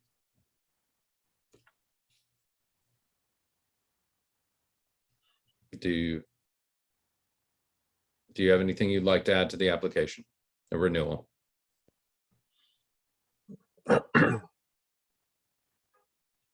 Julio, you're muted still if you're trying to speak. Thank you. Yes, no, I don't need to add anything to the application. All right, well, thank you for being in this space. Do any of our committee members have any questions? Okay, seeing that there are none, I'm going to move us along. You may lower your hand, Julio. Going to MN Business Group Incorporated doing business, the kiosk. Renewal application for a full liquor license number 1207522 for a restaurant located at 76-80 East 116th Street, New York, New York 10029 Park Avenue. Are all of their materials in? They did not provide any materials. Okay. Are there any 311 complaints? None of the applicants this evening have any 311 complaints. Okay. What is the remind me of the protocol when it comes to renewals and materials? Adem is on. He can speak to this more clearly than I can. Okay, yes, he joined us. Wonderful. Adem? Yeah, it's a denial, Okay, automatic denial. okay. And there's no one on from the group?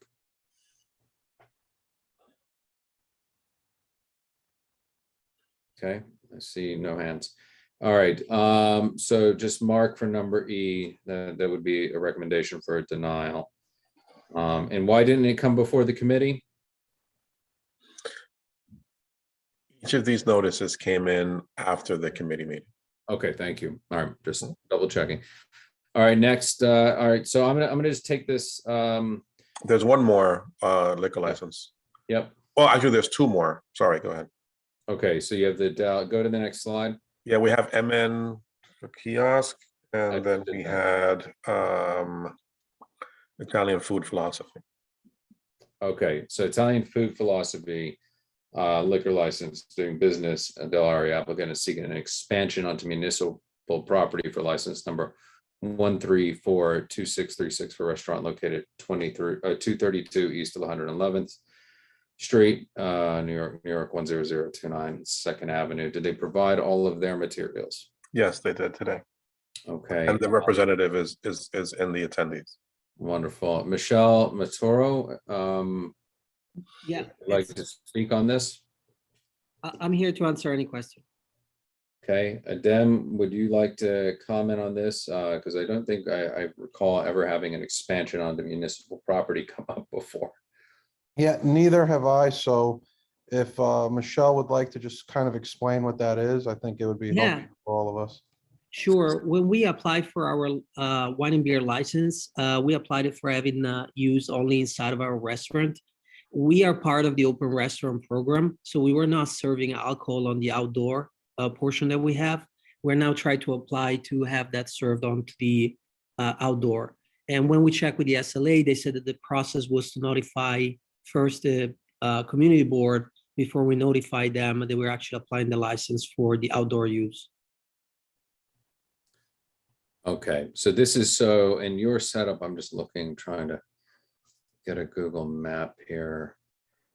So this is to be able to serve outside of your actual Correct. physical restaurant as part of the Open Streets program.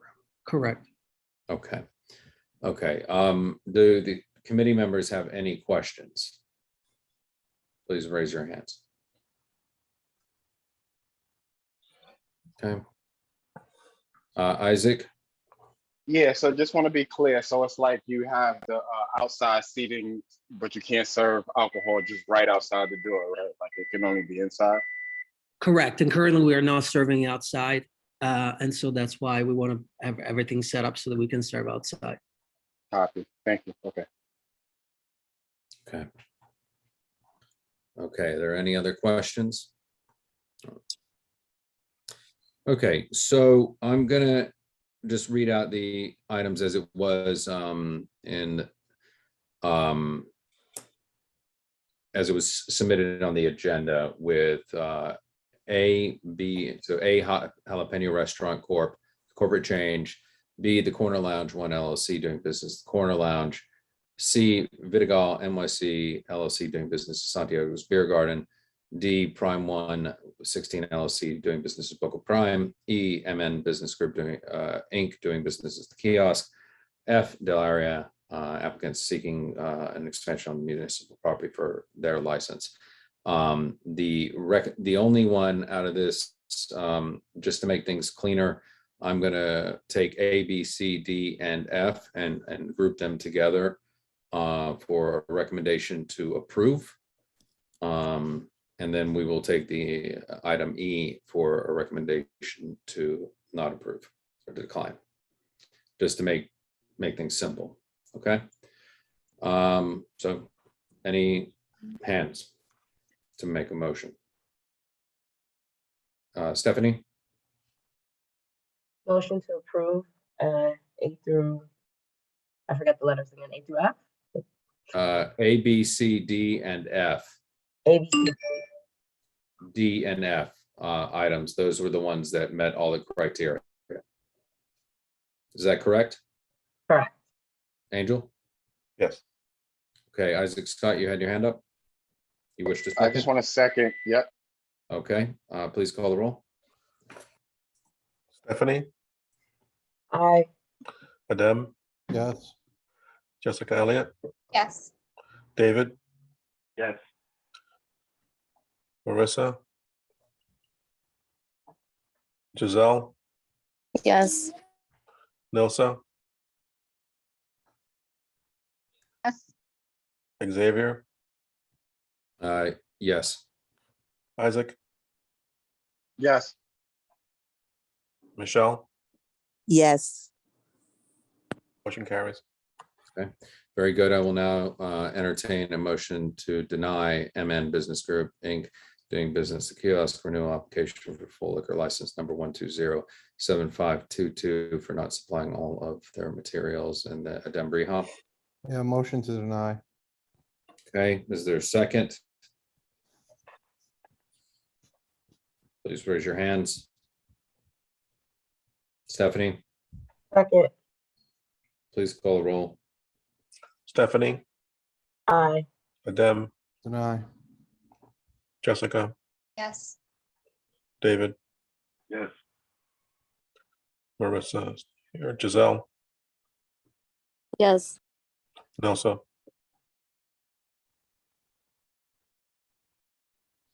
Xavier, Xavier, Yes.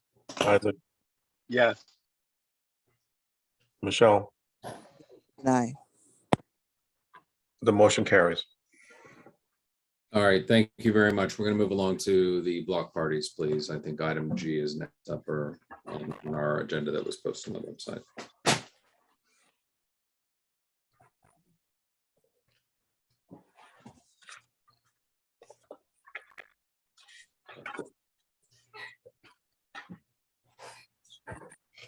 Okay, so we have a Healthy You, number 650677 block party, July 30th, 2022, set up at 11 a.m., breakdown 8 p.m. Be located East 120 23rd Street between Second and Third Avenue. It's a full street closure. We have Swan Streety and Sponsored Chambers Memorial Baptist Church. Are any members from that organization here, and did they provide all of their materials? All documents have been received and Deacon Street is in the attendees. One second, let me. You go, Deacon Streety. Yes, thank you. I'm here. Praise God. Bless everyone. Thank you. Deacon? Yeah. I do not see them. Oh, It so reads that's- as Swans. Okay, so go ahead. Do you want to share a little bit of information or entertain any questions from our committee? No, I don't have any. You asked if I have any questions for the committee. No, not presently. Thank you. Or any committee members, do you have any questions? Okay. Seeing no hands raised. Thank you for being in the space with us. Thank you for having me. Yeah, the next is East Harlem Youth Day, number 650-717 block party, August 3rd, 2022, set up 10 a.m., breakdown 4 p.m., East 106th Street between Lexington Avenue and 3rd Avenue, full street closure. Applicant is Mario De La Rosa, and the sponsor is NYC Council Deputy Speaker Diana Yala. All the materials were received, correct, Angel? No documents were received for the East Harlem Youth Day. Okay. No documents. Okay. All right. Is there anyone here to speak on behalf? Okay. Not seeing any. All right, move along. The Juneteenth Give Back, number 652033, street event, July 9th, 2022, set up 11 a.m., breakdown 8 p.m., East 105th Street between 1st and 2nd Avenue, full street closure. Anthony Brown is the applicant and sponsor InterZone Making Money LLC. Were all the materials received? Sorry, I was busy laughing. Which one is it? The Juneteenth? Juneteenth Give Back, no docs were received. Okay. SB Day, and there's no one here to speak on it, right? I don't know. Oh, I'm here. Okay, you're here to speak on the Juneteenth Give Back? Brandy Oh, no. Walker? Oh, no. Brandy's here to speak on behalf of SB Day. That will be coming up next. Oh, I'm so sorry. I thought that's what you were calling for. Please pardon me. That's okay. Okay. Adem, typically what happens? You just automatically deny if they don't provide the materials, correct? Correct. Okay. So we have those two, the Juneteenth and the East Harlem Youth Day. All right. SB Day, number 652080, block party, July 9th, 2022, set up 12 p.m., breakdown 9 p.m., East 122nd Street between Lexington Avenue and 3rd Avenue, sidewalk and street closure. Applicant Brandy Walker, sponsor Rain or Shine Inc. And she's here with us. Thank you for being in the space. Did they get all the materials in? For SB Day, we did. Brilliant. Okay, Brandy, do you have anything you would like to say about SB Day? And then the committee members may have some questions. Sure. I just want to say thank you guys for having me in this space. I appreciate being here today. This is our 4th year providing a Smile Back Day to the community, and we are proud of that. Thank you, and excited for this upcoming event. And if anybody is available that's here today with us in this space that would like to attend on July 9th, we would love to have you. And besides that, I just wanted to make sure that everybody knows about the event and that we can spread the word so it can reach as many people as possible. And that's about it. And any questions that you all may have, I'm honored to answer them. Okay, thank you so much. Do any of the committee members have any questions? Okay. I am not seeing any hands up. Thank you for being with us. We do appreciate when the applicants show up because sometimes there are questions that are asked. But we appreciate you and congratulate you on your 4th year. Thank you so much. We appreciate that. We look forward to continuing.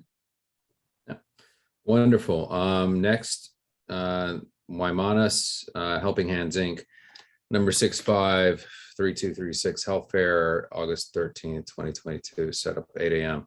Breakdown 6:30 p.m. The 3rd Avenue between East 127th and East 128th Street, full street closure. Stacy Mays, the applicant, Wymanis Helping Hands. Did they provide all the materials? They did not. Okay. Okay. Hold on, just writing this down. Juneteenth. And bear with me just a second. And East Harlem Youth Day,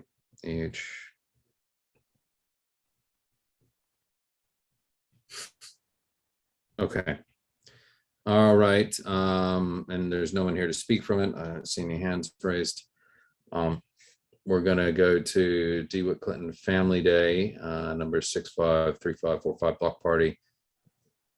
August 27th, 2022, set up 12 p.m., breakdown 8 p.m., location East 109th Street between Lexington Avenue and Park Avenue. Full street closure, applicant DeWitt Clinton Houses Tenant Association, part of NYCHA.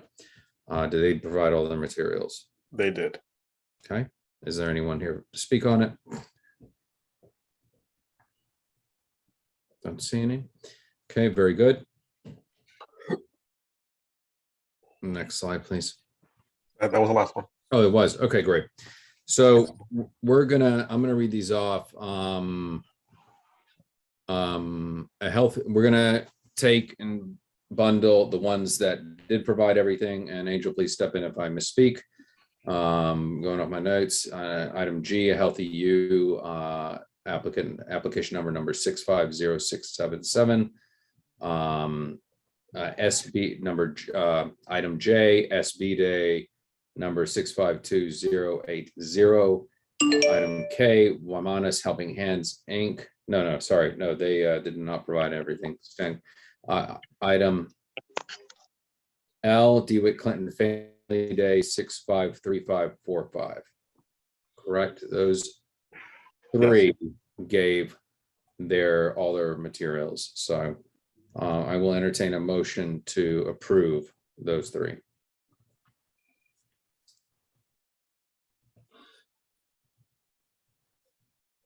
Okay, I see Jessica Elliott and then Nilsa Rama. So Jessica. Motion to approve items G, J, and L. Okay. Is there a second, Nilsa?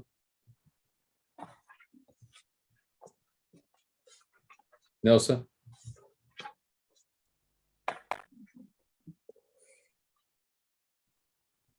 Yes, I second it.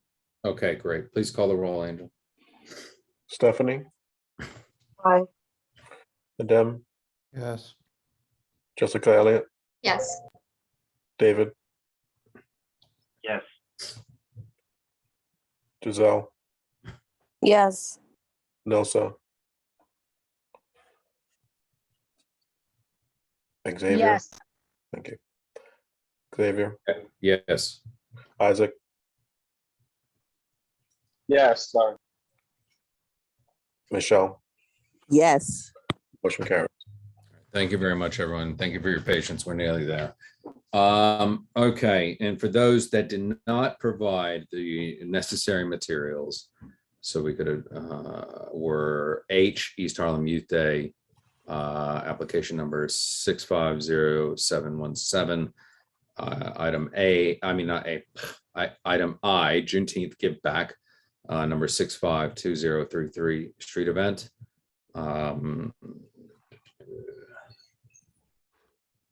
Item, did I say item H, East Harlem Youth Day? Yeah, I said that, correct?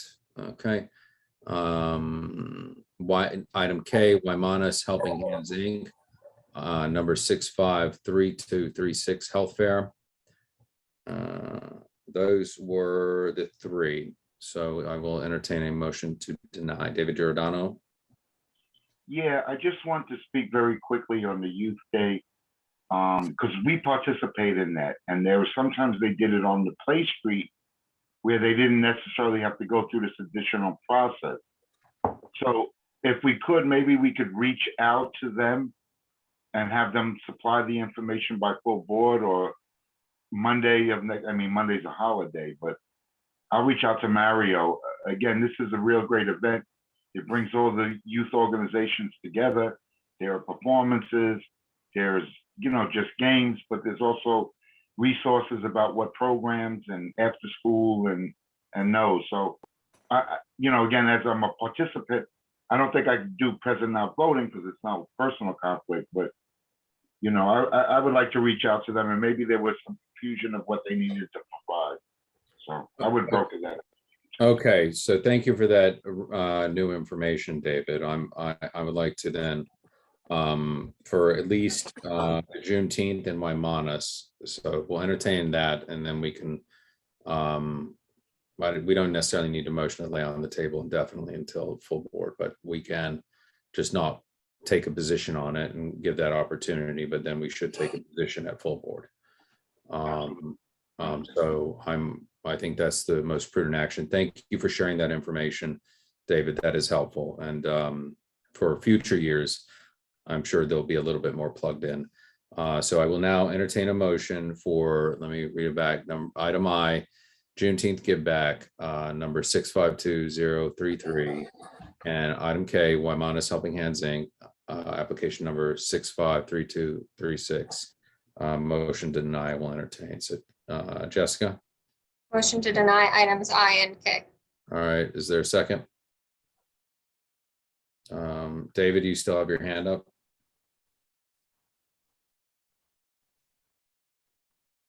Okay, I'm looking for a second. My hand's up, left it up, but I'll be the second. Okay, thank you. Please call the roll. Stephanie, Aye. Adem, Yes. Jessica, Elliot, Yes. David, Yes. Giselle, Yes. Nelson, Aye. Xavier, Aye. Isaac, Yes. Michelle. Yes. The motion carries. All right, thank you. We'll move along. Next item is item M, resolution regarding permanent affordable home ownership throughout New York State.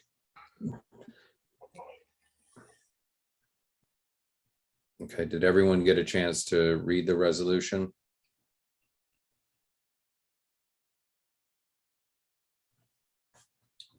So Angel, Marlene's not here. Do you want to speak a little bit on this? Or do you want to pull it up? I can pull it up. I can't speak on that. I was not at that meeting. Okay.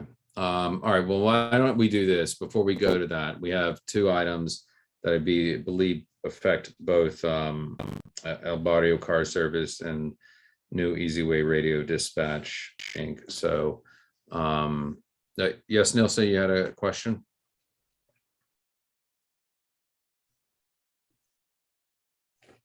Yes, but the Italian food philosophy expansion, is that something that's being discussed later? Is that being tabled? Was that for informational purposes only, or did I miss that? To the Del Aria, that one? Yes, that was voted on. Yeah, we voted to deny. No, to approve. Huh? You voted to approve. Extension. Yes, their application to extend to the sidewalk was approved. Okay, I just wanted to be sure, No problem. because at that point, there was aisles for the previous item, so I just want to be sure. Okay. Okay, thank you, Nilsa. So before we go, I'm going to go out of order with the new business. El Barrio's Car Service LLC application renew livery-based station license number B01065 located at 220 East 116th Street, and New Easy Way Radio Dispatch Inc. Application to renew livery base station license number B00196 located 220 East 116th Street. So that's part of the El Barrio Car Service. Did they provide all their materials, Angel? There are no materials required other than a notification, and they did provide a notification, which was shared with the executive committee earlier today. Okay, I recall seeing those letters. I just wanted to confirm it for the record. Yep. I will like to bundle those two and entertain a motion to approve. Jessica, Motion to approve El Barrio Car Service and New Easy Way Radio Dispatch. okay, very good. Is there a second? Michelle Wiltshire Clement, you have your hand up. I will second. All right, please call the roll.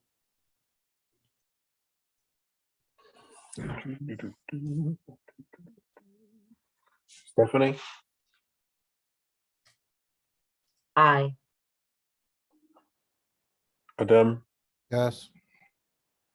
Jessica Elliott, Yes. David, Yes. Giselle, Yes. Nilsa, Aye. Xavier, Aye. Isaac, Aye. Yes. Yes. Michelle, Yes. the motion carries. Okay, thank you very much. And the last item on our agenda is the resolution regarding permanent affordable home ownership throughout New York State. We could pull that up, Angel. Give me a second, I gotta find it. Just Yeah, no problem. And apologies, everyone. I'm feeling a little run down. So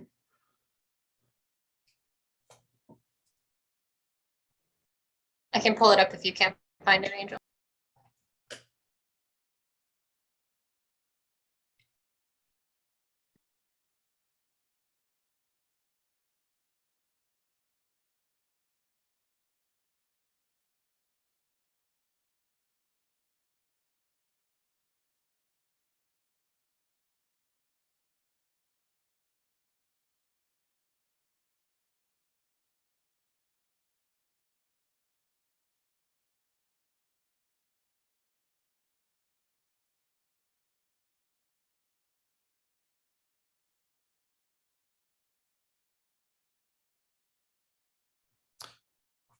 okay.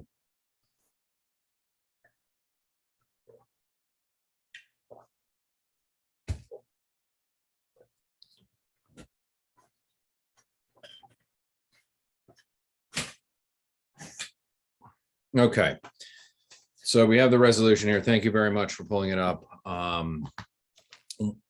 This was passed by the Housing Committee in regards to the expiration of 421A and affordability with a lot of home ownership. And Michelle, is that an old hand that's up?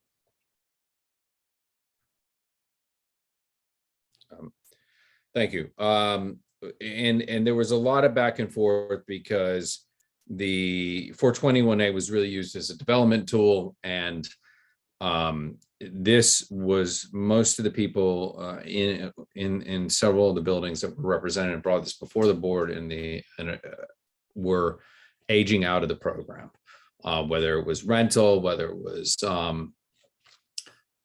was a co-op, for example, or even condominiums. But it was really that the Housing Committee wanted to take the resolution that originally was presented to them, which was advocating for 421A, which sits squarely as a development tool in land use. And I said, look, what is the primary concern, which is maintaining affordability for those that are on a fixed disposable income and may be out of house and home if they don't have some kind of subsidy for whatever reason. It could be just the basic being on Social Security and a pension. Pension is never 100% of what you are earning. It's usually a reduced percentage depending on whether you're union or where you're working within public-private sector. So this is what the committee passed before us. John is unfortunately not here tonight to discuss it, but it reads, Whereas Manhattan Community Board 11 has long advocated for increased affordable housing and has expressed several priorities, the most important being the preservation of existing affordable housing in the East Harlem community.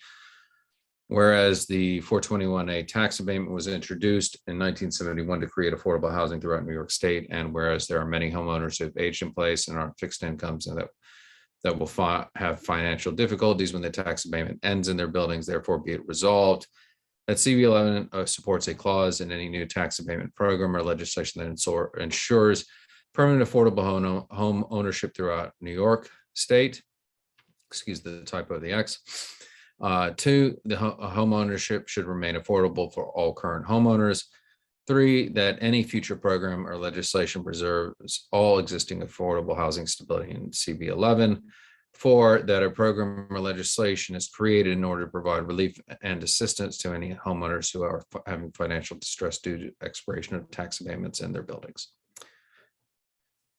So it's a kind of it's kind of a broad swath resolution. I wish John was able to be here to speak on it, but I'd like to hear from the committee if there are any concerns or questions.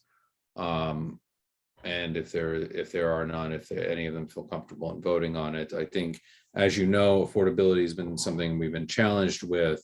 And it's a double-edged sword because many of the 421A, whether they went in increments of every 2 years or what have you, would eventually be at their full tax responsibility. But that burden is borne by the residents, not necessarily the developer of the building. So this was, I think, their best attempted effort at taking a position on it. Are there any questions?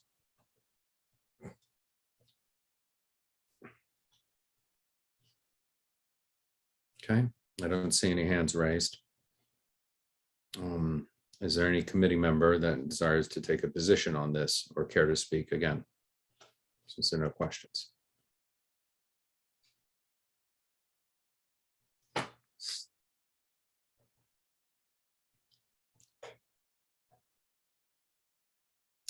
Stephanie, do you sit on housing anymore? I can't recall at the top of my head. Oh, sorry, David, you have your hand up.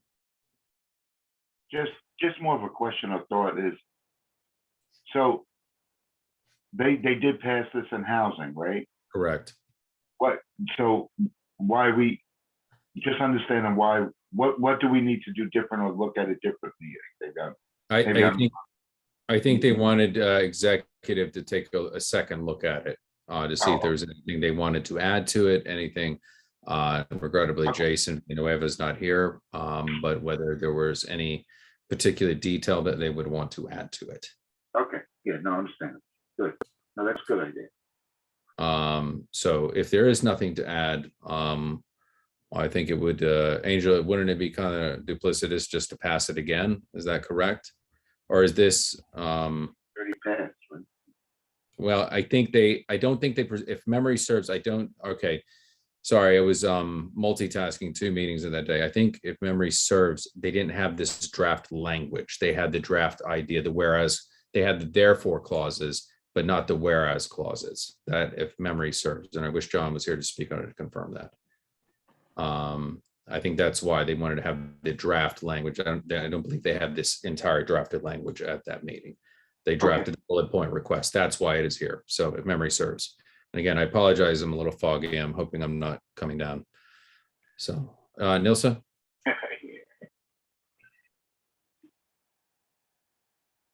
Go ahead. Xavier, I just want the clarification.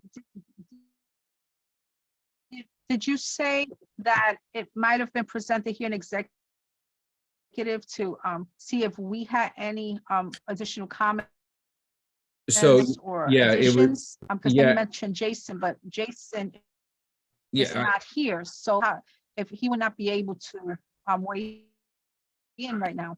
Right, and I apologize for being a little foggy right now. I sincerely, I recalled midstream that they had voted on the therefores, what they wanted to ask for. They hadn't done the actual draft language. So they agreed on what the ask would be, but not the draft language, which is why it's here for before executive. So all other members of executive could opine on it, or at least pass it prior to the end of the legislative session in Albany. And then it would ultimately come before full board. I think that was the intent of the process, if memory serves. Does that make sense now?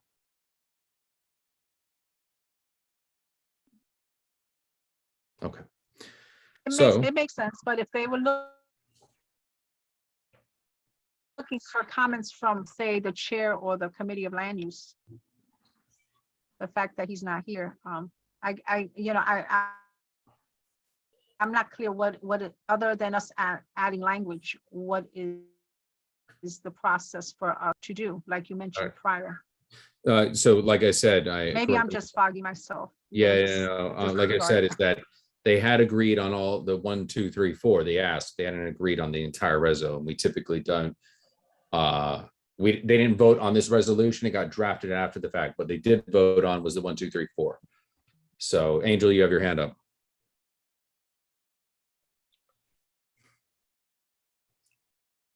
I have a question on the language and the second point under resolved. It reads home ownership should remain affordable to all current homeowners. That's rather broad, as it doesn't define what affordable is. Mhm. All current homeowners, affordability is subjective. So if we're not being specific, then this recommendation would apply to any homeowner irrespective of household income. So perhaps a particular edit here would be affordable for all current homeowners as it pertains to the rezoning of 2017 and mandatory inclusionary housing. I don't know. I'm again, this was just brought before us. So I wish John was here. So if we can't pull it for a vote, or we don't have enough information, then we don't. So Jessica, you have your hand up. I just wanted to say that I personally don't feel comfortable voting on this without some input from the housing committee. Put the cat back. You won't leave me alone. Okay, so I'm then therefore hearing that I will entertain a motion to lay on the table indefinitely until housing can speak to it. Nilsa, you had a comment before entertaining that? No, I was just going to say that I agree with Jessica. Okay, then I will entertain a motion to lay on the table. I don't think we have enough indefinitely. information and no one who can speak to it. And this is very broad. Yep, okay, so I will, David? Just making sure that this is not time sensitive or anything where, we'll be in summer recess or whatever we call it. So it can wait till September in that essence. We can find out, and again, I wish John was here. And unfortunately, so again, if we don't feel comfortable, I'm not going to force something through. I'm not asking to force it, but then, get language together by Tuesday where it could be in full board. But if it's not ready, then it's not ready. Absolutely. Right. I mean, if they can get the proper draft language that we feel as a body, and my recommendation would be is that this language we've seen it now. We're not comfortable taking a position on it. It should be communicated. It needs to be more detailed, and before it can even. And I'm not opposed to bringing it up under new business, but it needs to be edited from its current state. We don't have to vote on it, right? We just send it back, right? We can send it back, and if they provide something to this committee prior to that to say, hey, does this look like it'll pass muster? I mean, it can be brought, and it depends if it meets all the demands that we're placing upon it. That is too broad. It's not specific on what's affordable. But in the meantime, we can find out if it is time sensitive. But I don't think we should push something out that one we're not comfortable with, one that is not specific in nature, because it will carry no weight or influence. So I agree with you, but it was placed on our agenda. That being said, Stephanie? I just want to say I do apologize. I am on the housing committee, but I wasn't at the last meeting, so I really don't have much input that I can give at this moment. Okay, thank you, Stephanie. So again, I'll entertain a motion to lay on the table indefinitely. So we're not taking a position one way or another. We're just saying we're just pushing it off. You know, not necessarily sending back to committee, but it can be discussed come full board. Okay, Jessica? I'm just curious, we didn't vote to table item H, so just curious if we need to motion to table or if we can just table.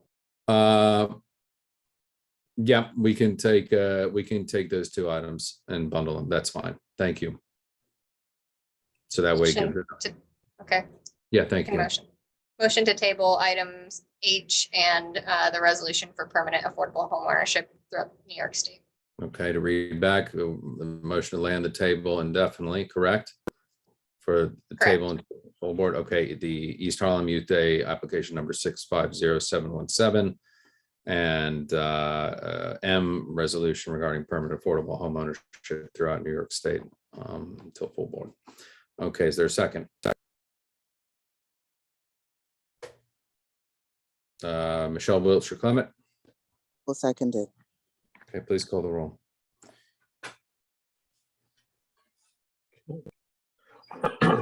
Stephanie, Aye.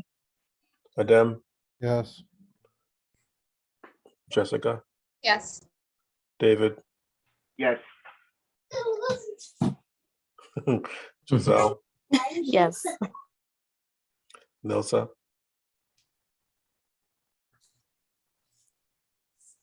Xavier, Yes. Isaac, Yes. Michelle. Yes. The motion carries. Okay, great. Thank you, everyone. And I will allow that to stand as our roll call, Angel, so we can, that's our last item. And I appreciate everyone's patience. I'm sorry, I'm feeling a little bit unwell. Hopefully, it's just a lack of sleep. And I'm gonna go tend to the family and get my son in this space because this is now his bedroom. So, thank you. If there's nothing else, it's 8:45. The meeting's adjourned. Thank you for your patience and congrats on those who passed their block party days. Feel better, Xavier. Thank you. Thank you.